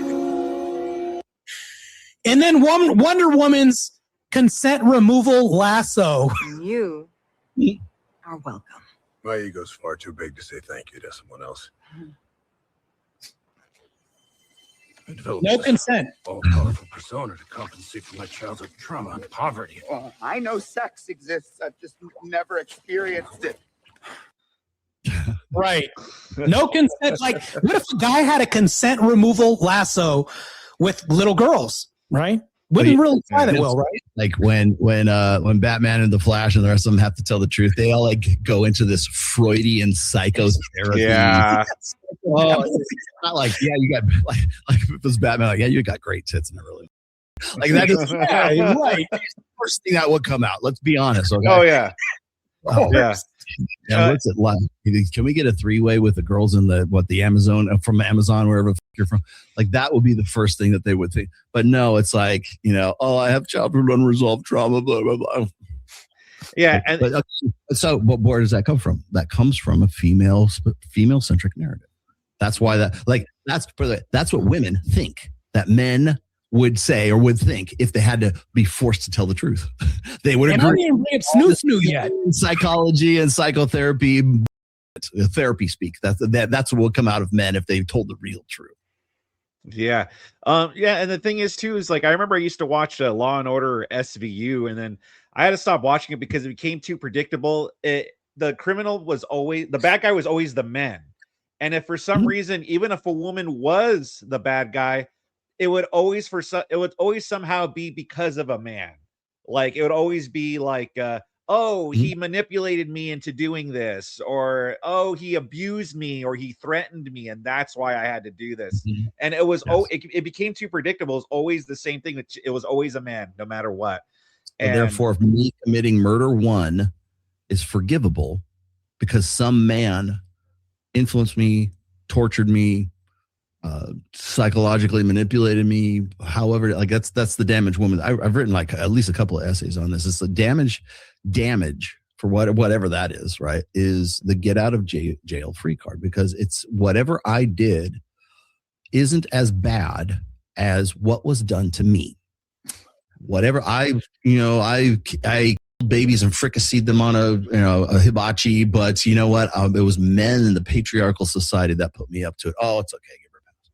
And even if they don't give her a pass, the fact that she thinks that she would be given a pass is the problem right there. And again, going back to like, why do these girls, like, why do these women do it? Is the red pill going to be vindicated of this, whatever? The fact of the matter is that even with the foreknowledge, like if it was in the state of Florida and they could be like put to death for, for those crimes, right? They would still do them because they think that they should be able to do them. And if their acts are forgivable because the husband they have at home is abusive, right? He's not really abusive, but like you can make up whatever they want to. It's emotional abuse or neglectful or something. When I've talked to Jim Sexton, the divorce attorney, that's the first go-to for women who are going into divorce and they know that they want to like get some money out of it. If it's going to be a hostile takeover is what it is. If that's the way it is, they're going to have to try to paint that guy in as worst a possible way as they can, right?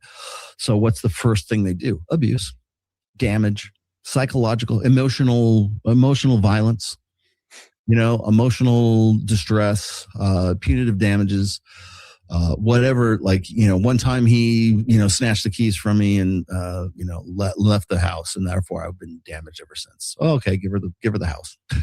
It's that again, women are wonderful. The victimization thing is easy. That's what men jump to it. Men want to come to their defense because like they're biologically, evolutionarily speaking, psychologically, it's baked into even men's psyches to be protective of women. It's the male protector dynamic. Yeah, I've talked about this so many times. Like we're talking about the mass shooting right in Vegas, right? The 177 people died during that event. Men put themselves in front of women they didn't know and took a bullet and died for women that they didn't know. And it's very common. It happened at the Aspen, Colorado shooting. You'll find it at I forget, there's like a country bar shooting recently where guys did the same thing. They will put themselves, and they can't explain to you why. They just do it. Like they're going to take a bullet because the reason why they are is because on an instinctive species level, men have a male protector dynamic for women. And it takes a lot to get men over that. Like I'm saying you can't condition it out of guys. You certainly can. Mm-hmm. But in the moment, men are going to sacrifice themselves for women. We're hardwired to do that. But that's the most extreme side of the protector dynamic. By order of degrees, it kind of goes like, I'm going to die. That's the highest one you can get to, right? But you going down the list a little bit more, it's I'm going to always make sure that there's a yin to the yang in any conversation where a woman is, seems like she's being attacked because this guy made an unflattering observation about female nature, right?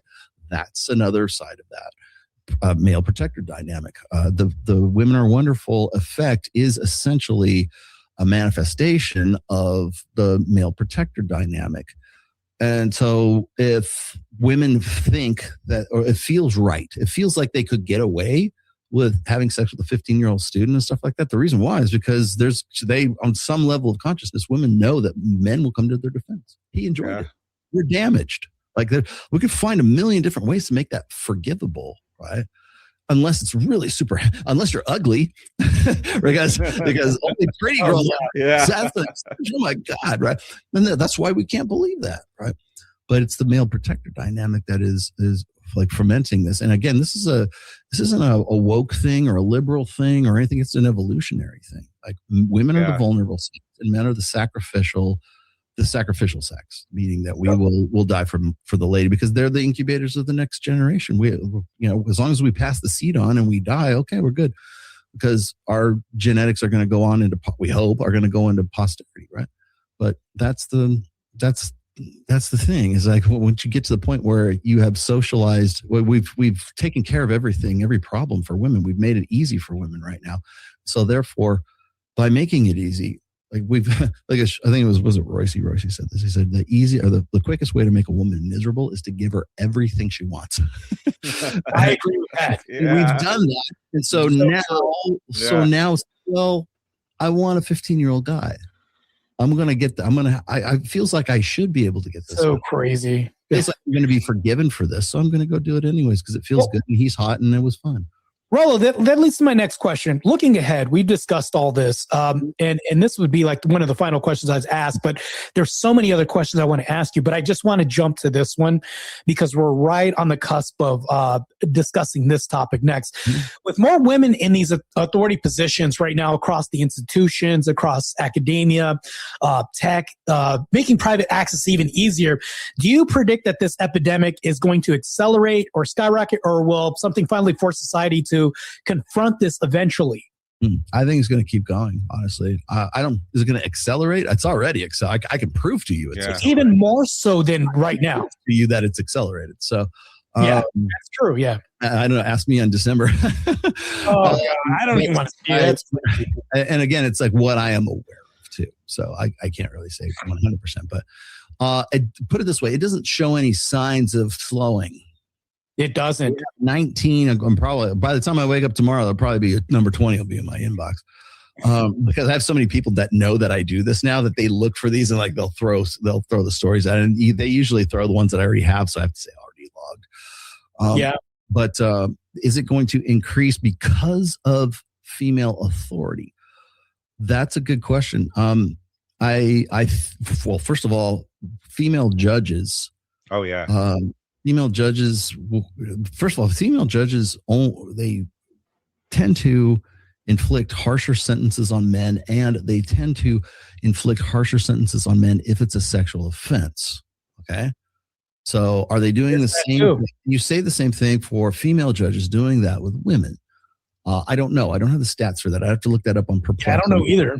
100% to make an accurate claim. I can't really say that 100%. But I already know this is that there are women already getting lenient sentences as it is for all crimes. So I would include this amongst them.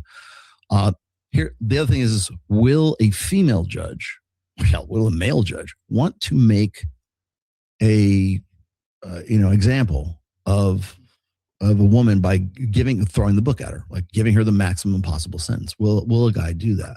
There's been instances, I don't really track these instances in like the UK, although sometimes I might, like, if it's really egregious, I might. But in the UK, there's been instances where like women have just got off scot-free because literally the judge says you're too pretty to be in jail. Like, I mean, you're like, I can't believe you. Yeah, I've heard that. Yeah, in parenting, of course, but like you're too pretty to be in jail. You can't, like, this couldn't possibly be you. Insane. Or they'll just give them community service or whatever. Like, the other problem is, like, I only see the stories where women, like, when there's a sentence that finally comes down, it's only noteworthy because the sentence actually came down, right? That there's actually something there in the first place. Because most of the time, those cases, like, remember, I did what 79 and 24 and 91 and 25, and of those, I would say probably about half of them I'm aware of where they were already taken to trial, and just because you got arrested doesn't mean the charges weren't dropped. Just because you got arrested for it doesn't mean that she actually went to jail for it, or actually was convicted of the crime for it, or went to court for it, went to trial, or maybe was settled out of court. I can't tell you like how many of them were actually convicted and went to jail. The ones I do know of are noteworthy. So like a woman who was grooming that one 13-year-old boy, she goes to jail for 14 years. Okay, I'm going to write that. That's going to stick in my head, right? But what's not going to stick in my head is, Becky, the gym teacher who, got after it with the kid a few times in the gymnasium, or saw him on the weekends or something like that. The kid dropped the charges and, she got community service. That doesn't make the news. So, but the crime was still committed. And she said, so it's still got away. So is it going to increase? I think it's going to increase because of that. Because of the fact that we're like, guys think that the 15-year-old boy enjoyed himself, and so therefore no harm, no foul. And women think that it's going to be okay because they think that it feels good. It should be the way, like, there's no accountability for it. Or they think, and perceptually, they think that there's no accountability for it. And so authority-wise, like, again, the authority that I'm, sort of referring to as female judges, yeah, are going to look at it differently than, I will guarantee you they'll look at it differently if it was a male teacher and a female student that were involved, rather than the other way around, of course. And I would expect a male teacher to do the same thing, because most of them tend to be more liberal leaning as it is, and more, that's horrible. We need to make an example. That's toxic misogyny, whatever, toxic masculinity. They want to make so they'll make a net. God, can you imagine? Like, of course, they want to make an example of those guys, and they end up dead in the jail, anyways. But yeah, I mean, is it going to increase? I think it's going to. I don't think it's. I think it'll get to the point where it'll get to such an epidemic level that it will be unignorable at some point. At that point, hopefully we're going to have some very interesting conversations. But I'm not too hopeful. Because if, let's say it's a year from now, it's 2027, 2028, and now suddenly, the Rob Hendersons of the world or the Steve Stewart Williams, now they want to pay attention to it because they can't not pay attention to it. And the first thing I'll say is, I've been telling you guys about this for the last 6 years, and you guys haven't said boo about it. And they'll be like, well, no, we've always known this was here. They're like, no, it's just pull shit out of their ass, man. Like the canary in the bird mine. You've been talking about this, Rollo. It's just it'll by that point it will just be content. It will just be good content for them. And now suddenly they have a concern about it. They're raising awareness. They're not going to do anything about it just because they're raising awareness about it. That's the thing about that's my main gripe these days is like there's so many people who want to talk shit about the manosphere and have no idea what they're talking about. But then we'll talk about male, right? Okay, or we'll talk about the crisis of masculinity or the loneliness epidemic or name the issue that Scott Galloway talks about or somebody else, right? Just name that issue. And I will guarantee you the person talking about it we're raising awareness. What's your plan? What are you doing? Nothing. You're not doing shit about it. Well, we really need guys we need guys to have, I've heard, what's that comedian? The British guy who does Ricky Gervais? No, not Ricky Gervais. The other dude who he does audience work all the time. It's on the tip of my tongue. He's been talking about the Manosphere movie, right? And talking about how guys need to meet up in pubs and they need to, essentially police the thoughts of other guys, right? We need male spaces and all this other shit. I'm like, well, that's great, but the problem is you want male spaces so other men can police men so that they won't be like Andrew Tate, right? Yeah, and it's whatever the new hotness is right now. The new hotness is talking about the manosphere. The new hotness in another year might be talking about female teachers and the student thing. But I will guarantee you they'll butcher it just as bad as they butcher the manosphere right now because they don't see it as anything that's anything other than good content. It's just content fodder for them. So, Rollo, you've documented this epidemic with clinical precision, as I've already demonstrated. Dozens of cases yearly, zero academic interest. Like you said, nobody's interested in this.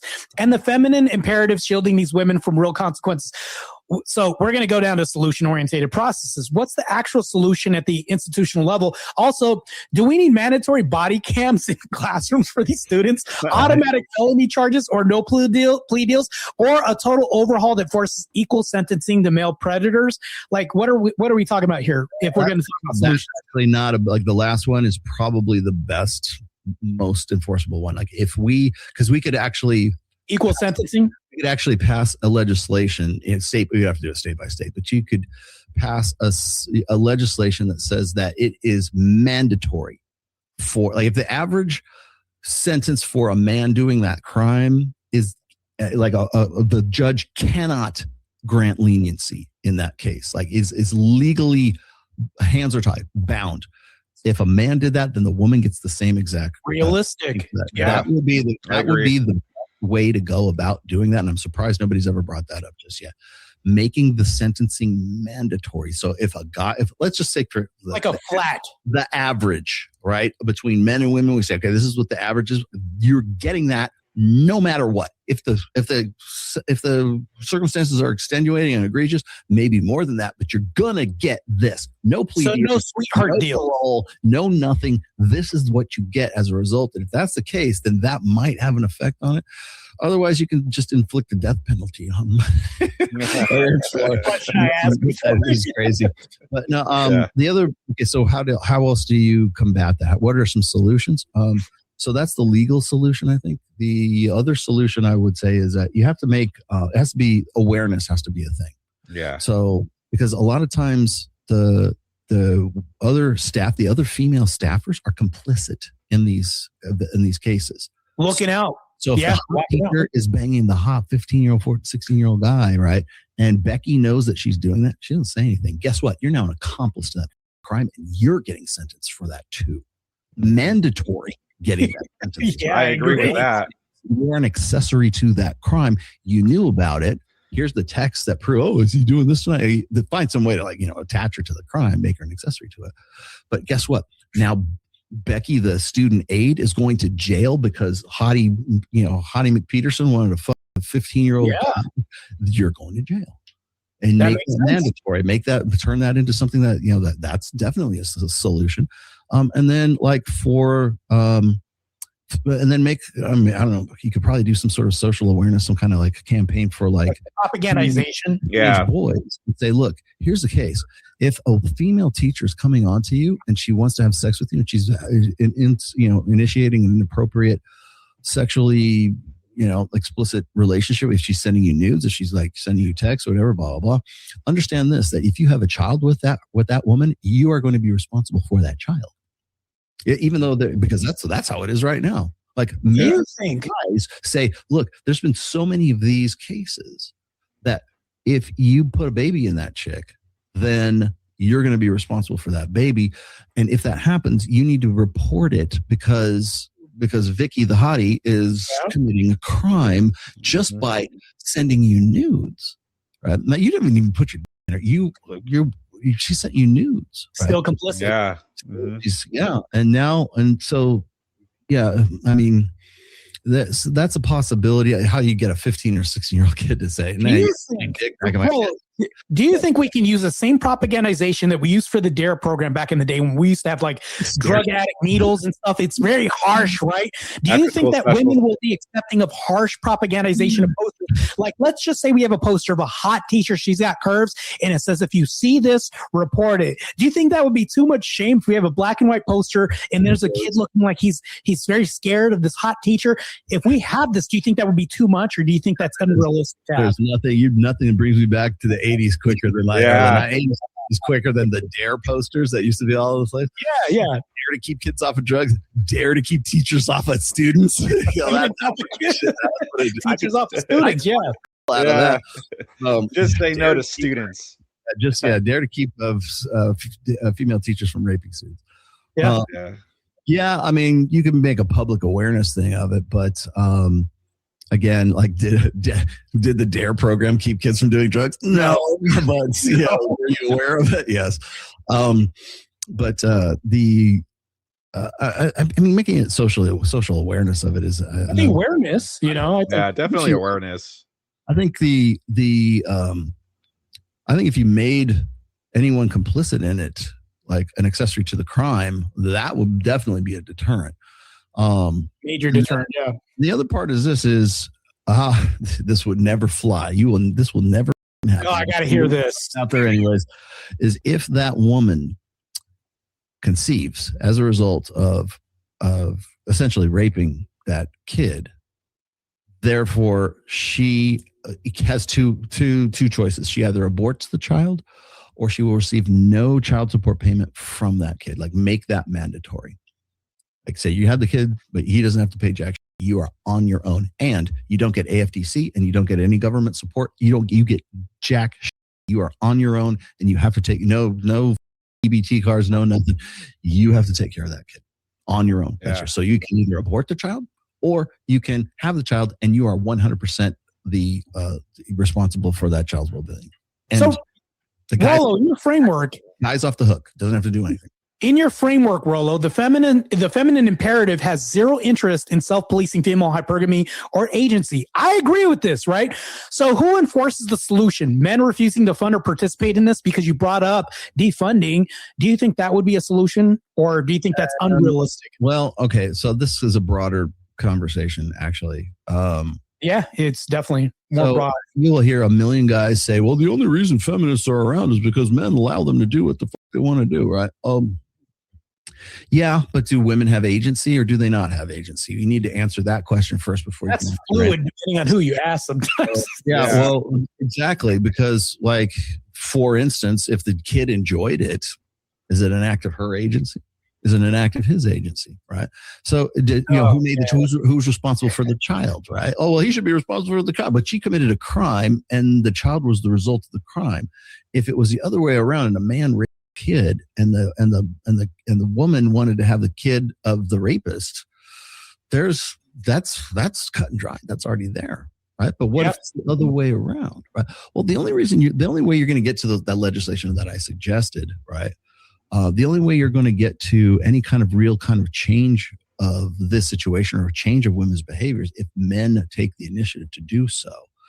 And that requires men to unapologetically step up and say, this is a problem. It is unique to the female of the species. And this is how we need to regulate this, because this is going to up society. Yes. This is problem is you're never going to find guys to do that unless it's an election year and they want to be like off the rails, right?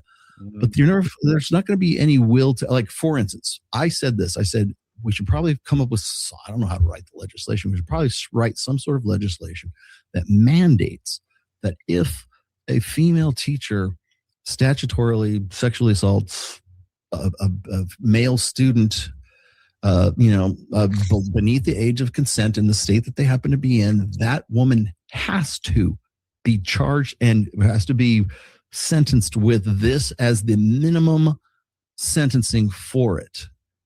Okay, so it seems pretty simple to me, right? I don't know how I would write that. Not unreasonable. The fact is there's no point in me trying to write it because it will never pass. Yes. Because I have a penis, and the people who need to be writing that have vaginas, because they are the ones that will be listened to. The very fact that I would propose that legislation, go to the trouble, the effort to write the thing out and say, here's what I think we should do, right? And let's put it to a vote on, it'll be one of the ballot issues in November, right? But the very fact that a man wrote that, oh my God, I might as well be like a man, mandating the abolishment of Roe v. Wade, right? Because I'm technically taking away a woman to a degree. I'm taking away that woman's hypergamous choice, and that's why women have a problem with men involving themselves in abortion. It's my body, my choice. It's or birth control, for that, like limiting birth control. Anything that inhibits women's hypergamy is at the very least suspect, right? That's why women love the show like The Handmaid's Tale. Over traumatization. It's this death fantasy for feminists. They love it. That's why it's so popular a show, and the women wear red, cassocks and the flying nun ears to go to protest Trump, because it's so. Well, what's it founded on? The fictional world of Gilead, right? I'm ashamed to say I even know the name of it. Gilead, which is what? It is a totalitarian society that forces women to have babies that they didn't choose to have with men that they didn't choose to have. It is the worst possible, the most invasive, most horrible thing a woman can imagine is having to have a child that they didn't choose to have with a man that they didn't choose to reproduce with, right? So if that is the level of psychotic, reaction that women have to an HBO show, it's like, now imagine Rollo Tomassi of all people saying, here's what I think should happen to these teachers who are essentially exercising their choice to the 15-year-old and not their husband, right? Because whatever else, but the very fact that I would do that, the very fact that a man would establish it's going to have to be a conservative female that proposes that legislation. Yeah. And that won't happen. It won't. I would get run up the flag. God, can you imagine what would happen if I did that? God, I would get great press.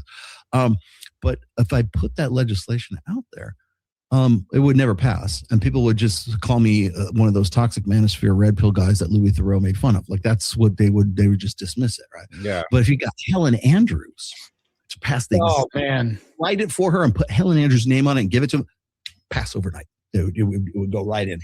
because oh my gosh, yes, you're right. Because we've reached epidemic levels. I can't believe. I mean, everybody wants the press, everybody wants the content, everybody wants to feel like they've done something, and now we're actually doing something, right?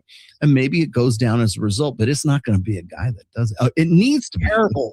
It needs to be a guy that does it, but it will not be the guy that does it. It'll be a woman that does it. It's terrible that men have women bought in on this. And the fact that we're having a conversation saying that we're deleting sexual mating strategies with women from children or kids is wild to me. I mean, I can't even compare this to anything else. It sounds hyperbolic, but this is actual reality that we're living in right now. If you were to go ahead and delete this, Roe v. Wade, overturning the 19th Amendment, like all these other things, it really sounds like a really far-fetched thing when we're talking about something simplistic. When it was on the other shoe, of course, we get rung up the flagpole by you even mentioning this or even presenting this as a case to the court for changing. This is crazy. I can't even talk about it on an A-list podcast. I'm not going to get. Do you think that Steve Bartlett is going to call Rollo Tomassi and say, "Hey, we really need to talk about this like female teacher student SA epidemic"? Oh man, what's your schedule look like, Rollo? That's not going to happen. Wait, did you just call me not an A-list podcast? No, go ahead, Rob. They're going to call the safest edgelord they can find. They're going to find Jordan Peterson or Scott Galloway, who will overnight become an expert on this, right? I've been doing this forever. No, you haven't. They will never be the people who actually know about this shit, right? But they'll say, well, raising awareness. But again, Helen Andrews could probably go in on Steve Bartlett and say exactly that verbatim, everything I've said here, and you guys with the conversation we've had thus far today. Yeah. Like, you go and have that with Steve Bartlett, and it will be this groundbreaking, revelation of, oh my gosh, here's the way forward. Salacious. Yeah. But if it comes from me, or you, or Mike Sartain, or any Myron Gaines, or Ryan Stone, or anybody else in the manosphere proper, it'll never see the light of day because the A-listers are part of the machine. Like Steve Bartlett's part of the machine. Chris Williamson, part of the. Chris Williamson will not call me up and ask me to come and talk about this on his show. That will never in like 10 lifetimes happen. Speaking of a Chris, how about here's an idea. Since we're talking about Chris's, what about a Chris Hansen coming out of the kitchen saying, "Hey, you've been tutoring little Jimmy for a little bit. How come we can't do this?" Now, here's the thing that I'll even say. Doesn't this kind of expose the failure of the Me Too movement or believe all women when teachers are being caught doing this to a certain degree? Yeah, well, I mean, you got to remember what the Me Too movement, the Me Too, it's funny, it's like Me Too, the hashtag existed since 2006. You didn't hear about it until 2018. And then the other got involved. I am so sick of can we just get over the Me Too shit? Because I mean, is it a reversal of that? I don't think it's a reversal of that per se, but it's an interesting contrast for sure. Remember that the Me Too movement was intended as a social weapon against Trump in his first presidency. So it was meant to stick to Trump for his dalliances with what's the porn star chick Daniels Daniels Stormy Daniels. Yeah, Stormy Daniels. Smoky better. Stormy Daniels. I was gonna say Smoky. I was like, oh. Well, I mean, Mike Sartain talks about it. He says you elected a president who essentially cheated on his wife with a porn star while she was pregnant, and nobody cares. And you know what? Nobody cared about the Me Too movement, but the principle of the Me Too movement is it comes to bite people in the end, especially the people who are proponents of it. So if you look at like what's happening with what's that guy's name? It's on the tip of my tongue. The guy who was in the movie. What the fuck is his name? Anyways, the guy, that Weish guy. I'm trying to think of the dude's name at the top. Like me and Mike have been talking about this dude for forever. Right now, he was in the CBS show that we were just in. Not Ruffalo, right? No, he was one of the guys that got. He was one of the dudes who got my traffic shifted over to his podcast, which is I don't think he's even going on anymore. What the fuck was that dude's name? Anyway, but long story short, the guys who used it as sort of like their grift, now it comes to bite them in the end. It's like male feminists, like the the sword that you use is the one that's going to, you live by the Me Too, you die by the Me Too. Yeah, like seppuku. As soon as the male feminist says there's a male feminist, the clock is ticking for his SA charges. Like it's Me Too, The finite tool. Yeah. And again, that's all that Me Too was it's just weaponized. It was just a weaponized social movement is all it was. And it worked on Brett Kavanaugh. Like, remember when Brett Kavanaugh that was crazy. Yeah, that was insane. And for what? For a kegger party he was at when he was like 16 or 17, and he that was some girls' tails or something like that. They squeezed all the juice out of that case. Yeah. Why was that even an issue? Well, because Me Too was a thing. And you'll still hear guys today, like today, Me Too is just a cop out for guys not going out and like approaching women. I don't want to get Me Too. You're not. Me Too isn't a thing. It had never has been a thing. It's only been it was only a social movement because they thought they could get Trump with it, and they tried to get Brett Kavanaugh with it. Oh, it didn't. Okay, we're good. Thanks. And then there's some celebrities too that got hit with that too, like Louis C.K. and stuff like that. Justin Baldoni, that's what his name is. Justin Baldoni. He was in the movie with what's her name? Ryan Reynolds' wife. Yeah. I know who you're talking about. That dude is so weesh and so male feminist and so just the guy has a pussy, man. I'm yeah. God for like Deadpool, because yes, and so what's funny is now he's got like sexual harassment charges for this movie that he did with is it Liv? It's not Liv Tyler, it's somebody else. Anyways, I don't care. But the fact of the matter is this is the guy who was like so pro Me Too, and now he's having Me Too used against him. And so is it theoretically possible for like women to have the same used against them for the teachers and the students? No, it's never going to happen that way because it's women that are involved. It's women who are the perpetrators, but they're already the victims because at the individual. But they have pimps. At the individual male level, Rollo, you've always preached that, being unplugged, male self-improvement, things like this. For the boys who do survive this and the men raising them, what's the red pill solution playbook that we would say, like early female authority figures that aren't exempt from hypergamy, focusing on building unbreakable frames, or something to prepare them to navigate the eventual exit of a rigged system that's against male vulnerability right now? As young boys, what would you tell them? You wrote all that down, didn't you? I had so many questions, Rollo, before this, but I wanted all these answers at the same time too. So this is a variation of the Rollo. I just had a birthday, by the way. So everybody asked me, Rollo, Happy birthday. What would you tell your 18-year-old self? Nothing, because my 18-year-old self would tell me to go fuck off. Because like you're not going to tell them anything. So how do you prepare your kids for the future? Well, I wrote a book about that. It's called The Rational Male, Positive Masculinity. It's my third book, and about 3/4 of it are dedicated to red pill parenting.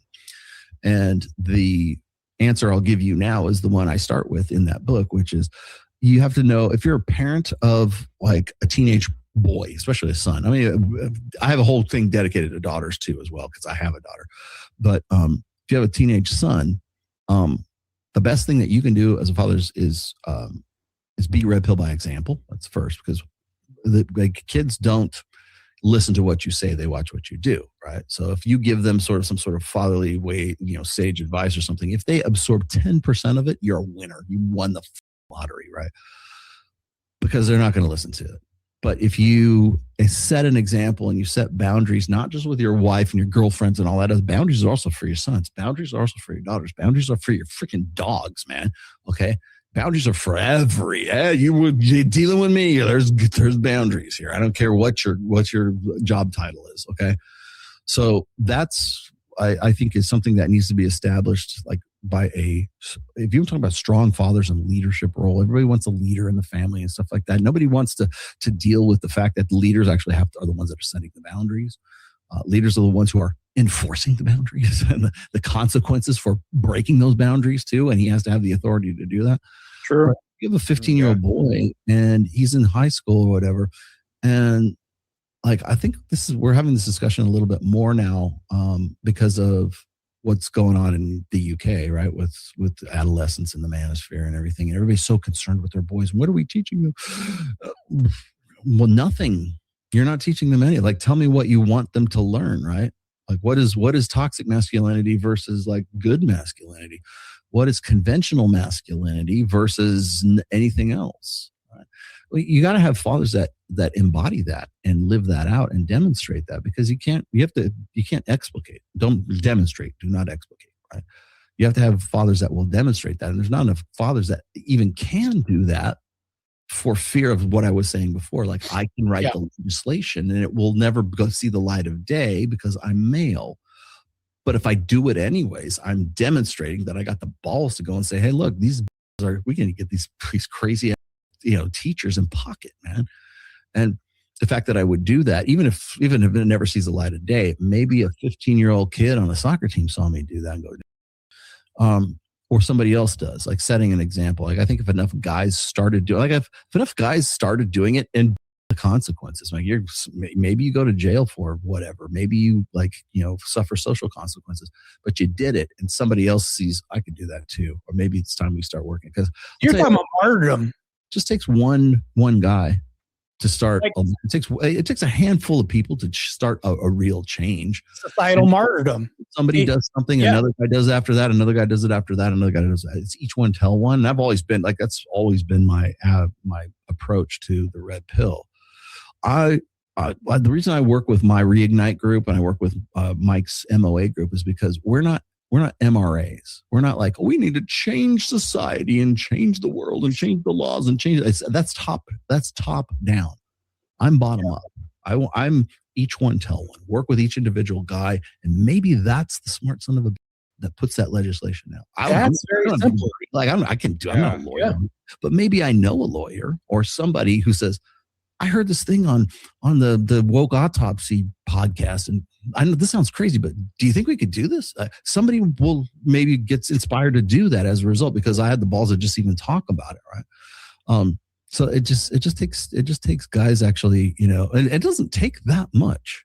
You don't have to march on Washington. You just have to have like conflicting, like radical ideas, and maybe some of those see the light of day, and maybe some of those don't. But like these podcasts. Well, as far as kids are concerned, and teaching the next generation, I think that's definitely the starting point, the point of origin for it. And then, what do you, leading by example, is like, what kind of kid do you want to have? Well, be the kind of father that's the kind of kid you want to have, right? Obviously true, yeah. And then the other part of the positive masculinity when I'm talking about red pill parenting is know what you're up against. You're up against a school system and an education. People say, "Oh, just take your kids out and homeschool." That is like an option for a very scant few, population of people. Okay, does it sound good? Yeah, great. But you know what? 90% of the rest of the people are going to go to public school or college or whatever, right? But at least you can be prepared. So, for instance, when people say, well, Rollo, why did you send your daughter off to UNR and then she went to UNLV and everything? Those are like, they're colleges. They're feminist indoctrination camps, don't you? I'm like, yeah, but she's my daughter. And she's been prepared for that. And she knows she's very, very solid about that. And now she's married. She has a husband. She's a master's degree and she's looking at a doctorate actually. But she's got a, magna cum laude. She's a fantastic kid, right? She does not have purple hair. She did not come out as some raging tattooed feminist with a septum piercing. And why? Yeah. Because I set the example, and because her mom and dad still love each other, and we still like each other, and we still go to church on Sundays, and we still, we're very smart people, and we have a good positive outlook on life. We made a pretty good kid, and what? Rollins for dad. So when I sent my daughter off, and I to the college I paid for, and the dorm I paid for, I wasn't worried about it. Yeah, because here's you can cloister and shelter your kid in a plastic bubble all day long, but you still got to sooner or later they got to go out into society. And if you think that society is so bad that you need to do that in the first place, that's really on you preparing your kid for the chaos that they have to endure. And I will tell kids this. I tell my guys in Reignite this. I'll tell guys on your podcast this is stop being afraid of this shit and learn to stop trying to make everything like get everything in this rigid law and order kind of shit.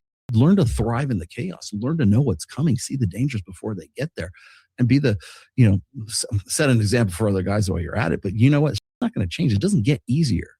Like one thing here, I just turned 58 years old. Well, what have you learned in 58 years? Here's a nugget of truth. It doesn't get easier. It gets more complex as you get older. Right?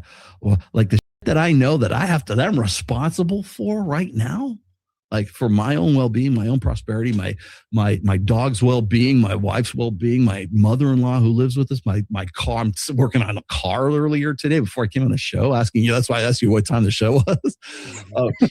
Yeah. It doesn't get easier. There's so many working parts that have to be synchronized and have to work fire at the same, like all the pistons at the fire at the same goddamn time. Right. It doesn't get easier. And you know what? Next year, your V8 turns into a V12. And now you got a whole nother set of problems and complexities, because if you don't know how to do that, you're going to get lapped. Some smart can do it, is going to do it. And so better to teach your kids how to thrive in the chaos rather than, than to try to protect them and keep them in this, keep secure in some, I don't know. Bubble. Exactly. Some like a bubble girl. Some compound in the. I'll tell you this. I love these shows. I really do. But I like shows like Yellowstone. I like anything by Taylor Sheridan. Right. I talk about this on the time. I would just watch The Madison, which is actually. I hate to admit it. It's actually a pretty good show. But the shows they all take place in Montana. Yeah. They all take place in the north, in the Midwest, right? It's always these sweeping panoramas of like some like fly fishing on some unknown river. They're always this beautiful scenery and everything, and it's this idyllic lifestyle, and it's like how these people like abandon their complex world and in Manhattan, and then they choose a simpler. They're still multimillionaires. They choose a simpler life in Billings or some shit like that. And the thing is like that's the reason. You know why those are very popular shows? It's because people want security, man. They want to get away from this shit. They want to have some sort of sense of balance or whatever, because life doesn't get easier. It just gets more complicated, and it's better to be able to deal with it and be prepared for that. I would rather put armor on my daughter and give her a sword and send her into college than to I'm going to keep you here and you're not going to do anything. I'm just going to keep eating you applesauce until you're adulted. That, man. You could have the opposite effect. Yes. And I could see that. Well, there's this whole mantra of the Catholic schoolgirl. Gee, wonder what happens with this whole trope that happens. So it's the same thing. People are people, Yeah. So I've been getting into this with some of these guys I'm locking horns with some people who are actually friends of mine, but we're talking about like sexist marriages recently. And, cold bedrooms, yeah. And then I love it how like female pastors have to tell you, well, it's because men need sex, okay? But the reason they need is for communication and affirmation and acceptance and this and all these female reasons, all these female reasons why women have sex. I'm like, no, they don't. We just want to. It's really simple. We rub one out to Pornhub, but we're not going, I really want to feel connection with Janet Jameson. That's crazy. I just feel like I'm more connected with them when I watch this. And good now. No, we don't. And everybody wants to fight me on this. But the thing is like and this is part of the upbringing, it was like, I accept the fact that I'm fully human and she's fully human and your 15-year-old son's fully human. You know what your 15-year-old son's going to want to do? He's going to want to bang the 24-year-old teacher. Yes, absolutely he is. Yeah. And so am I. I want to fight and I want to fuck and I want to write sonnets and I want to write the next great American novel and I want to be able to drive my Camaro at 150 miles an hour. There's all kinds of things that I want to do, right? Because I have the desire and the impulse to do those things. Are they all healthy for me? Some of those need regulation, Yeah. But the thing is like there's the desire for it. And it's like I joke about this all the time. It's like there's There's a very wise sage philosopher by the name of David Lee Roth once said, everybody wants some. Everybody wants some, right? Everybody wants some, got some, get some, right? The whole thing. Remember when what was it? Was the cheaters at the Coldplay concert? That is crazy. Everybody wants him. He just wants to get down. She wants to get down. That's where it's at. I'm not excusing it. I will tell you why it happened, though. I'm not ignorant as to why it happened, and I am not ignorant as to why the 24-year-old, 26-year-old, 34-year-old woman wants to bang the 15, 16, 17-year-old guy. He wants some too, right? It's dual mating strategy. I will die on that hill, and I will tell you the truth, even when the truth hurts. I'm not saying I endorse that truth. I'm not saying it should happen. I'm just telling you that it does, and here's why it doesn't. That's his claim, and I hear that. So here's the thing, though. There's so much to unpack here because we're talking about discipline too. You can't tell a 15-year-old boy to be more disciplined when there's somebody who's his superior authority figure that's violating him. When really, if you look in the comment section too, like there's just so many tier levels to this where it's like you look at the comment section and his buddies are cheering him on, and it's almost like this is the hardest thing to address from so many different angles because there's allowance here and then there's acceptance here. And then next thing you know, there's like people are screaming accountability when you're never going to see it because women aren't going to police themselves or any of this. I'm thinking like, how unrealistic is this uphill battle that we're addressing here? And will there ever be solutions? And I feel like I'm saying the same thing over and over again, but at the same time, this is just wild that I don't think, and this may be the doomerism in me talking about this nihilistic. Like there's also the issue of people saying, well, we should homeschool more people. Well, you're right. Not everybody can homeschool. There's so much to unpack here. I feel like we need an 18-hour podcast to even address the simple issue of PDF aisles dealing with kids. When you say this, you'd automatically think men, but we're talking about women here. And I'm just like, I don't even know if we'll have a resolution to this, Rollo. Yeah. Well, and maybe not. Maybe we won't. Not until it gets bad enough. Not until it inconveniences enough people. I agree with. Not until people lose money. Not until people lose their life. I mean, that's like a drug addiction, right?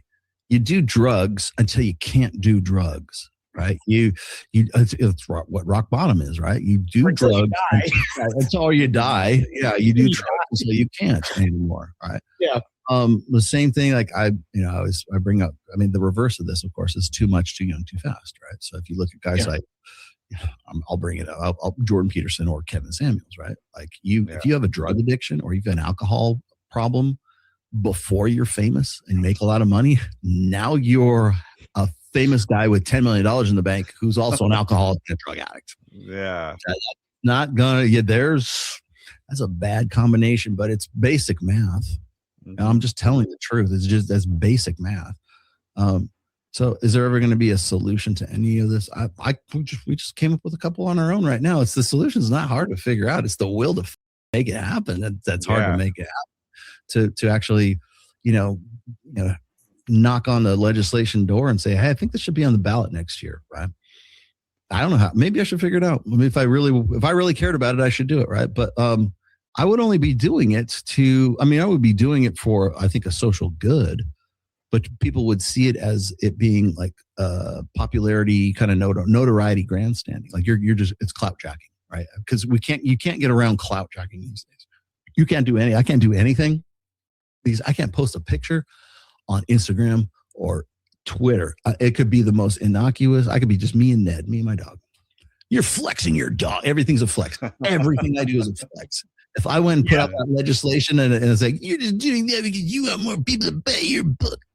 Well, yeah, but I'm doing this because I actually care about this too. Yeah, right? exactly. It doesn't matter because people will always say the same thing. Like I said, I can't post a picture anywhere.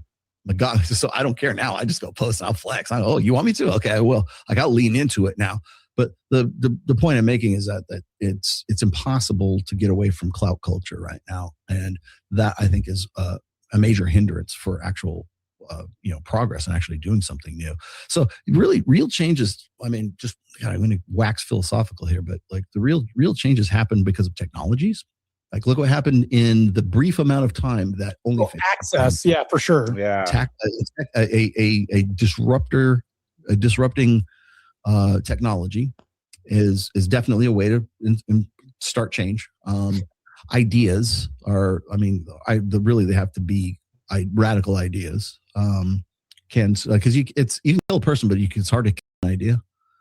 Yeah, that's true. And then, I mean, you trying to change people's behavior with a social motivation, with the social push right now is tough. It's impossible because we have globalized sexual marketplace. We have a globalized social media marketplace.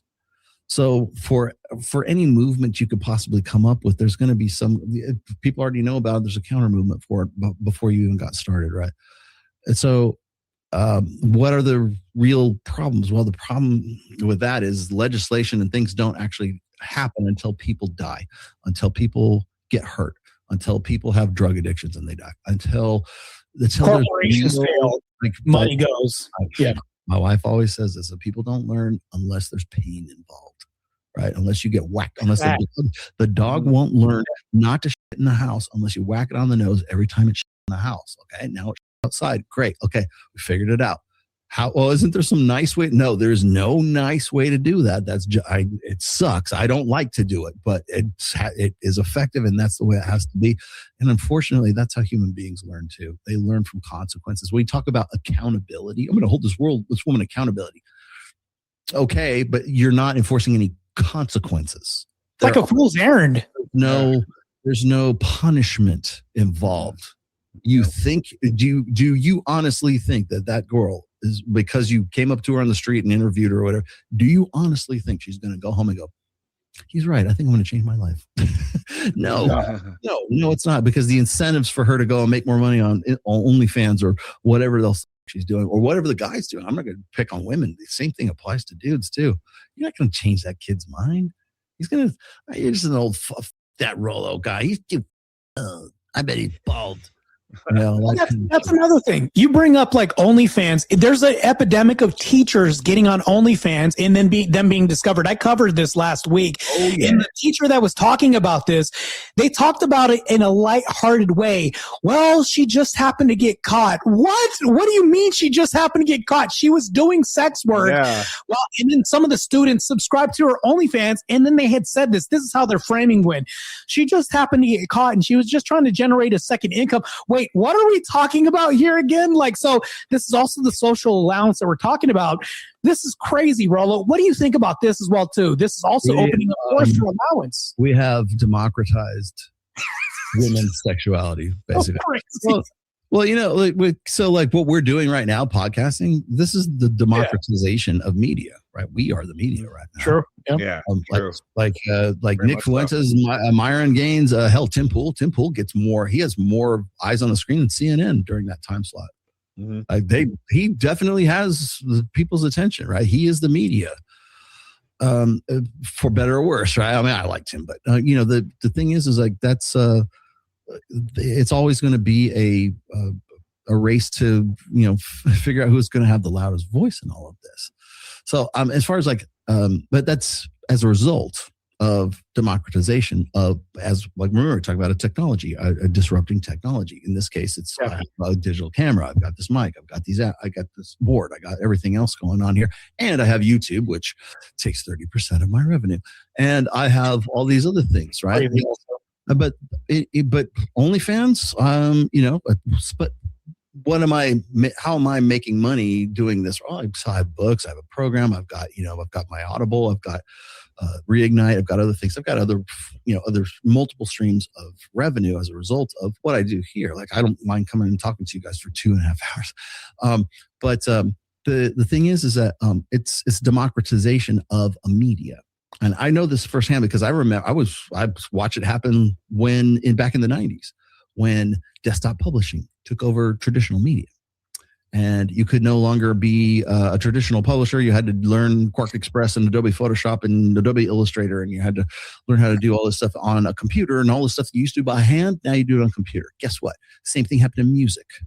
Now we don't record on, multi-track tapes. I can record. I can everything I need in a studio that would cost me like probably $2,000 or $3,000 to run like a 2-song demo back in like 89 or 90. I can do it multiple times over right now just on this computer. I can do it on my tablet, right? Yeah, on your phone. But it's the democratization of music. Well, we've democratized sexuality now for women. So any woman can be a stripper in the comfort of her own home. And she doesn't have to have sex. She doesn't have to have penetrative sex. She can just like show off her boobies and lingerie and get tips. And if she's engaging enough and friendly enough and affable enough to convince the guys on the other side of the screen that she actually gives two shit about them. Have another tip. Make it rain for her, right? She's my favorite now. And so now for the first time in history, like you think about the economic, not to mention social and sociosexual disruptor that democratizing female sexuality via OnlyFans has done. Like we're only 4 years into this experiment. Like 2020 was when it went really popular, right? Yeah. I think it was 2019 to where we are right now. It's now a $7.3 billion company as a result of that. Well, I think it's going to destroy itself to some degree. And here's why I think that too, because I look at Vegas. If you look at Vegas, Vegas was popping way longer ago. Why is there a reduction of this? Well, when you're talking about this and you're talking about institutions making more money, you can now gamble at home. You don't need to go to Vegas for this. You can now see a stripper at home. You didn't need to go to the strip club for Vegas for this. So now I think there's a reduction of this. But think about how they're stabbing themselves in the foot when they're saying, well, I can just do this from home. There's going to be a reductio that happens to where it eats itself alive. I don't know at what point, in what form this is going to happen, but I foresee this happening in the future if it's destroying education institutions by women doing OnlyFans and teaching at the same time, and then women having access to more tech and students have more access to teachers through text messaging. Like I said in the previous thing, there was 1,500 text messages between a student and teacher. Imagine the images that were sent as well too, and the suggestions, the databases, and the evidence they have. So I think it's all self-destructive in the end, but to what end? Well, sorry, go ahead. Or go ahead. Oh, I wasn't going to say anything, but I was going to add to that a little bit. We're just with the phone, with the technology. Teachers have even easier access to these kids because they get their number. They're able to share their pictures with these children, message them back and forth without the parents knowing. It makes it a lot easier. Here's a real question for you. Okay, so we can say that. We can say technology facilitates this, which it does, obviously, right? So that's how these women get incriminated, right? Send like in no other era could a 24-year-old teacher send a 15-year-old boy nudes, right? You'd have to take Polaroids, here you go. Yeah, exactly. Way more work. Right. Let the film develop. Way more work. The field trip, that is. So the technology definitely facilitates this like no other time, right? So the real question is this: is the behavior, is the women, teachers banging their students, is that the result? Is it a sign of the times? Is it because technology changed us? Is it because human beings changed because now she feels comfortable doing this? Or has that impulse always existed, but it couldn't be manifested because we didn't have the technology for it to happen before? And we did think about the circumstances. What did I say? 79, 80% of your teachers are going to be female for most of your life. Like, unless you're a coach or a math teacher, pretty much, right? Well, you're talking about tools that are magnifiers. And when we're talking about these magnifiers, now we have access and magnifiers put together. What happens? Now we have a 10 times multiplier of what's happening right now. We're seeing what's underneath the surface of what's been restrained. I think that this has always existed, but to what end? And like I said, the barriers are now taken off. Now we're moving to social acceptance of this and numbing society and desensitization with OnlyFans and sex work. Now merge these two together. What do we have? We have allowance now, more and more. That's why the numbers are going up, and also the escalation of more teachers as well too. My argument is this: is that it is the nature has. Remember, everybody wants some, right? The nature has always been there. Women have always been like this. Men have always been like this. It's just now that we have the technology to be aware of it 24/7. It is a constant reminder of what female nature is and male nature is. And we have more and more data. And I could not have written this book in any other decade, in any other century, because I needed the internet. I needed social media. I needed access to the information to get that so that I could write the stuff that's in this book, right? I needed to be able to self-publish. I couldn't self-publish before 2005, right? Yeah. That kind of shit, or sell on Amazon as easily as I do, right? Essentially that's the democratization of the publishing industry right there as well. But the thing is like the nature of the beast and the machine is still built the same way. So are we the way we are because of technology, or have we always just been this up and we're just more aware of it right now? And I don't even call it fucked up. I just we're more aware of our nature right now. And that's why I get into so many combative conversations with people, because it's my philosophy, me personally, not the red pill, me personally, that we've always been this way. It's just that we're now seeing it amplified, and we're seeing all the veneer and all the things that used to hide there. There was no opportunity to do those things, or for a 24-year-old teacher to get with a 15-year-old student before with text, and before there were that concentration of women, and younger women are getting their education degree, and more men are pushed out of education as a result of all that, as a result of technology too, by the way.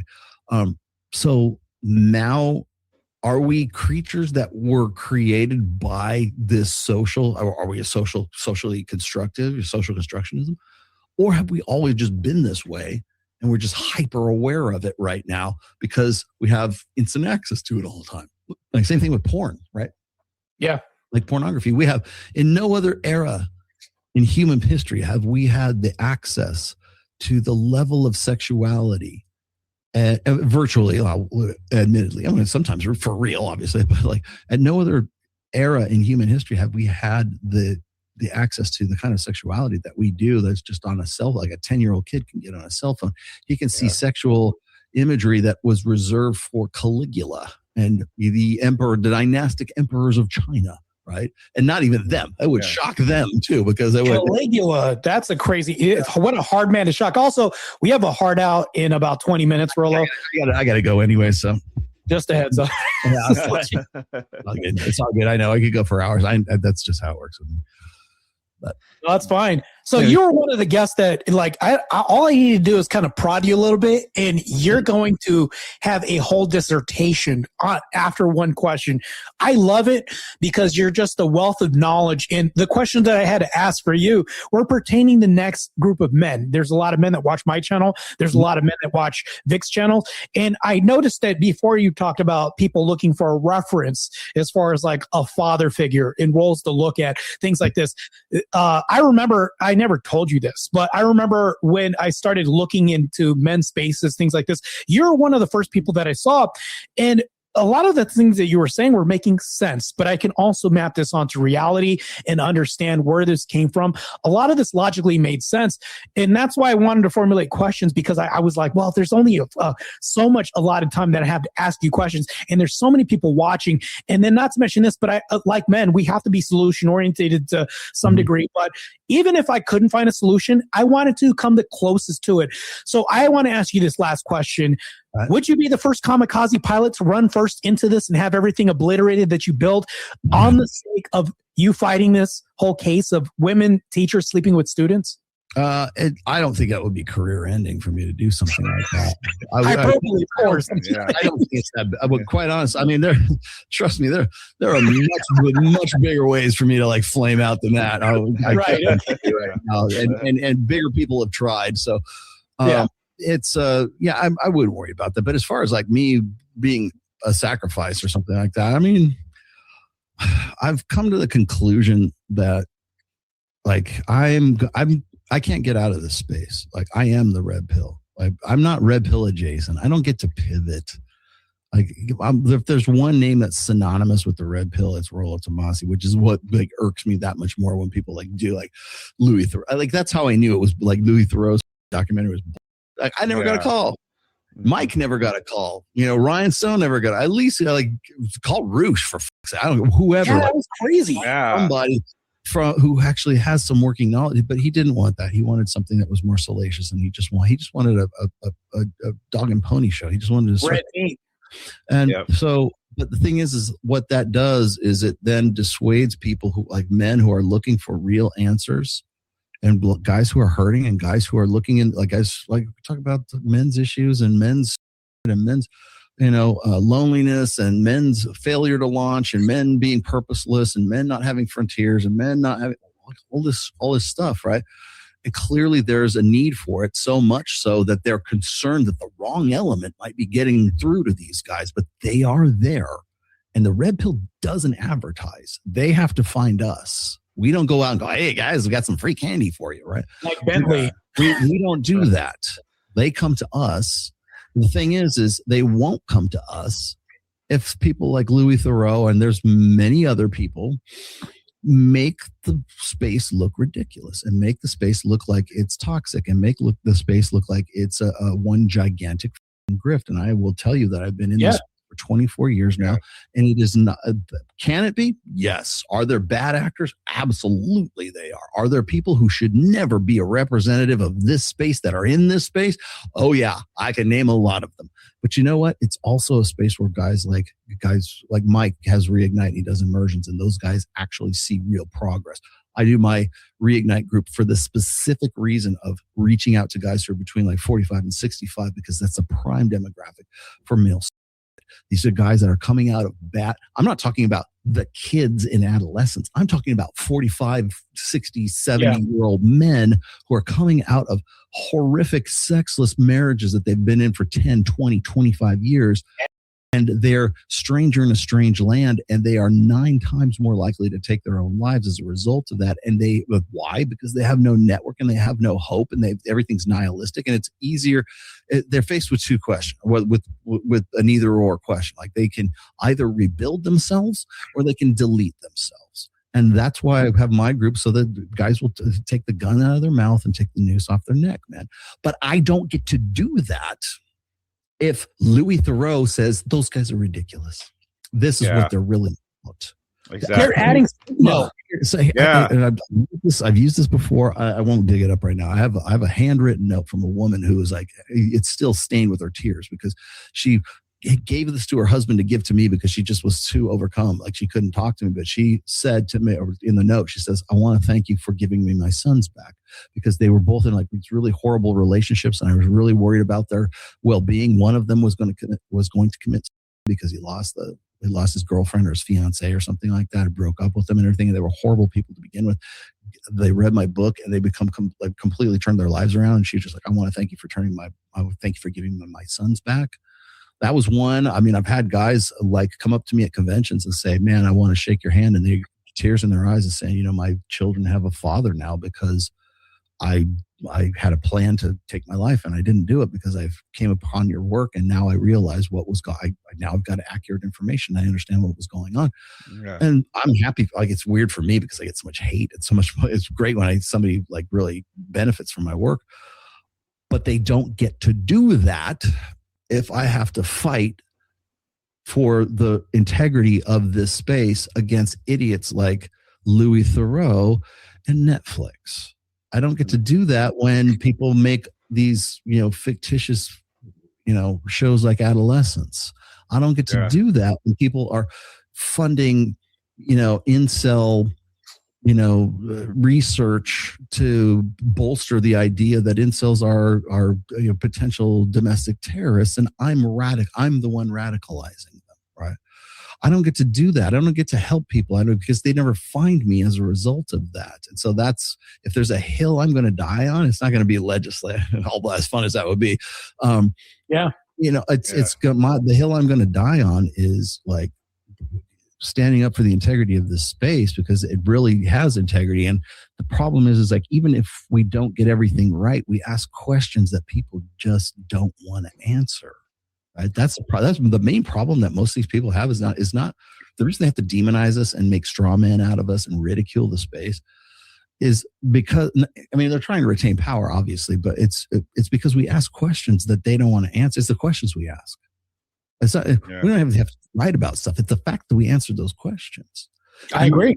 We'll come up to like for instance, I keep using this. There's the interview between Chris Williamson and Andrew Huberman, and Andrew Huberman was talking about how it's a really good idea for men to take women out on a date and go like 3 different places, because then it sets this narrative and you have a story to tell, and it's like, you know, you feel like you went on a trip rather than you went on a date kind of thing. And the first thing out of Chris Williamson's mouth, he's like, yeah, those PUAs back in the day were weaponizing this. What? Why is it that when Mystery says the exact same thing as Andrew Huberman, that it's weaponization? And is it any less true? No. But collective outrage. Yeah, it is. But if the guys in RSD say that that's the case and they make that observation, and Andrew Huberman says the same thing, they're the devil when they do it. But when Andrew Huberman does it, it's good science. You, Chris Williamson. This is what I'm talking about. So this is I would tell my own guys this. This is a good idea, right? But because it comes out of my mouth, it's weaponized. But if it comes out of Andrew Huberman's mouth, it's just good science. That's what's hindering people from finding this space and finding the integrity that is in this space, because men need this. You asked me that question a little bit before, like, what would you tell your 15-year-old son? How would you prepare them for high school and all this other stuff? Yeah. That is part of it right there. Is fighting that, is knowing the battle and knowing what you're up against. And what you're up against is, people like Chris Williamson. What you're up against is people like Steve Bartlett, people who are they're not out for your own benefit. They're out for the narrative is what they're out for.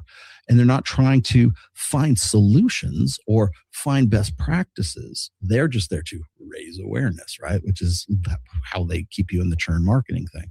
But the one thing that everybody seems to be able to agree upon right now with respect to the manosphere and crisis of masculinity and all this stuff is that we need men to be leaders, and we need men to be good mentors, and we need men to be good fathers, and we need men to be good teachers, because we don't have enough of them in the school, obviously.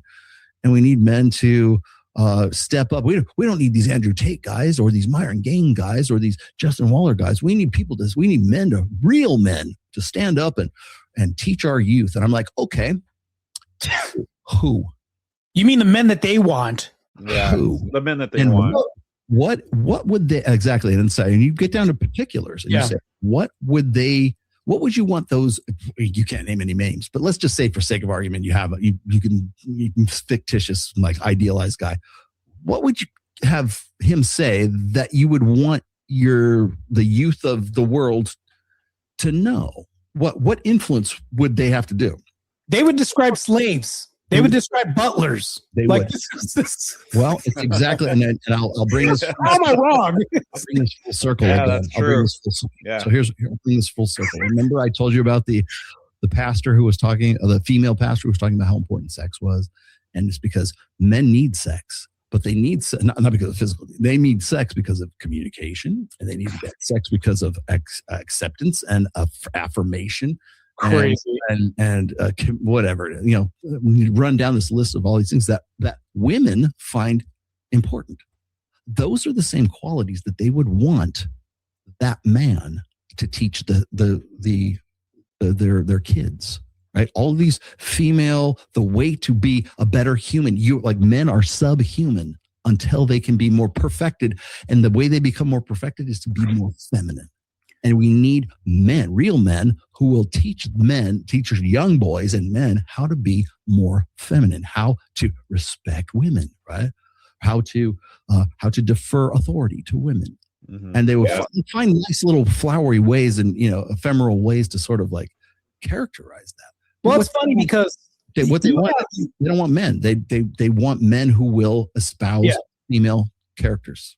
You have women that write books now, How to Train Your Man Like a Dog, things like this. There's like 5 that I'm covering this later on the podcast. Here's the problem, though, is like women are infantilized all the time, even when they are the superior authority figure, all this happening. And they're writing books saying how to train your man like a dog. Well, we all know what happens when you mix dogs, peanut butter, and women. I'm not going to go into that right now. That's also an epidemic that's happening right now. There are also teachers like this. This is such a whole podcast that needs more to unpack than we will ever have time for. But man, Rollo, this has been a crazy journey talking with you about this needs to be talked about. This shouldn't be the only space and podcast that we discuss the epidemic of teachers sleeping with students. I think that this should happen more often. So the algorithm will go, get down. What are you trying to do? Get off of here. Get off of my monetize. Demonetize. They won't demonetize you. They'll just be invisible. You'll think you're monetized. They'll lead you to believe so. They haven't demonetized me yet. Yeah, but what's your? But nobody. Why am I only getting 8 views on this? As they're stigmatizing you even more in your content. So that's another thing you're fighting against. All right, guys. Thank you very much. All right, Rollo. Thank you very much, Rollo. It was nice. It was a pleasure talking to you. Nice meeting you. See you next time. Thanks, brother. Take care, man. Yep. Yeah, that was one hell of a roller coaster, man. We got some time. We got about 6 minutes left. Yeah, I don't know what to say, Vic. I was actually honestly trying to find answers, but at the same time, I was realizing that these answers are going to be more hard to come by than anything else because women aren't going to police themselves. And I realized that in the middle of the podcast, and I was like, their nature, it's almost like a lot of feminist men like Brian Shapiro are allowing this to happen. If you it's almost like the Brian Shapiros of the world have been weaponized to allow this to happen and then say, I'll defend you, milady, as they're wearing a mushroom cap hat in that one picture he's wearing. We'll get into that later. But it's insane. As they're stigmatizing men to try to self-improve and to try to fight this, it's almost like an uphill battle. I don't know what the answer is for this epidemic, but I do know one thing. We need to talk about this, bring more awareness on this. And he's right. I think that it'll escalate a whole lot. Yeah, I agree. I mean, I remember back in the 90s. Remember the biggest case? It was that lady, Mary Kay Letourneau, and she had an affair with her student and then ended up getting pregnant by him. Yeah. They got back together again. Yeah. She passed away, but before she passed away, they got back together. Like they had a whole relationship. And but that was a big story back in the 90s. That was like the biggest known case. Now it's happening so often that it's not even like, it's just people kind of just brush it off because it's like, oh, whatever.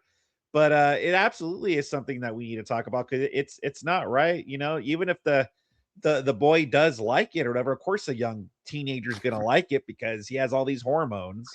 But that doesn't mean what if the daughter likes it though, Vic? What if she was what if she liked it? Oh, that's gonna fly now. Yeah, crazy. Exactly.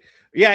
If the woman came on to the man, then obviously, he groomed her. She doesn't know what she's doing. But if the boy likes it, it's like, well, he liked it, so big deal. But we need to hold these standards the same. And I agree with Rollo that we need to make harsher enforcements for women to do this. But I also do think we need some kind of social stigma to go as well.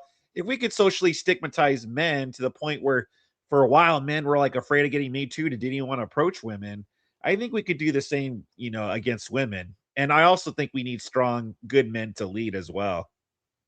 I think a point that Rollo hit when I was like, oh, that's a revelation right there, is making things consistent, firm, fair, and consistent across the board, i.e. like mandated sentencing time or at least a unilateral time of like sentencing where, okay, it's 15 years for this guy. On average, it's 15 years for her too. No leniency. We're not cutting corners because you did this with your hair and because, you're too pretty to be in prison. Nonsense. You know what? You're still a PDF just like he is. Same goes for you, him, and her. That's why I asked Rollo the question. I said, well, if we're talking about sentencing and capital punishment for men, would you agree that teachers should be executed as well too? He said yes. His logic was at least consistent. I had to ask him this. So it's like, not that I'm debating Rollo, but I just wanted to see where his frame of reference was, how he's going to frame his answers.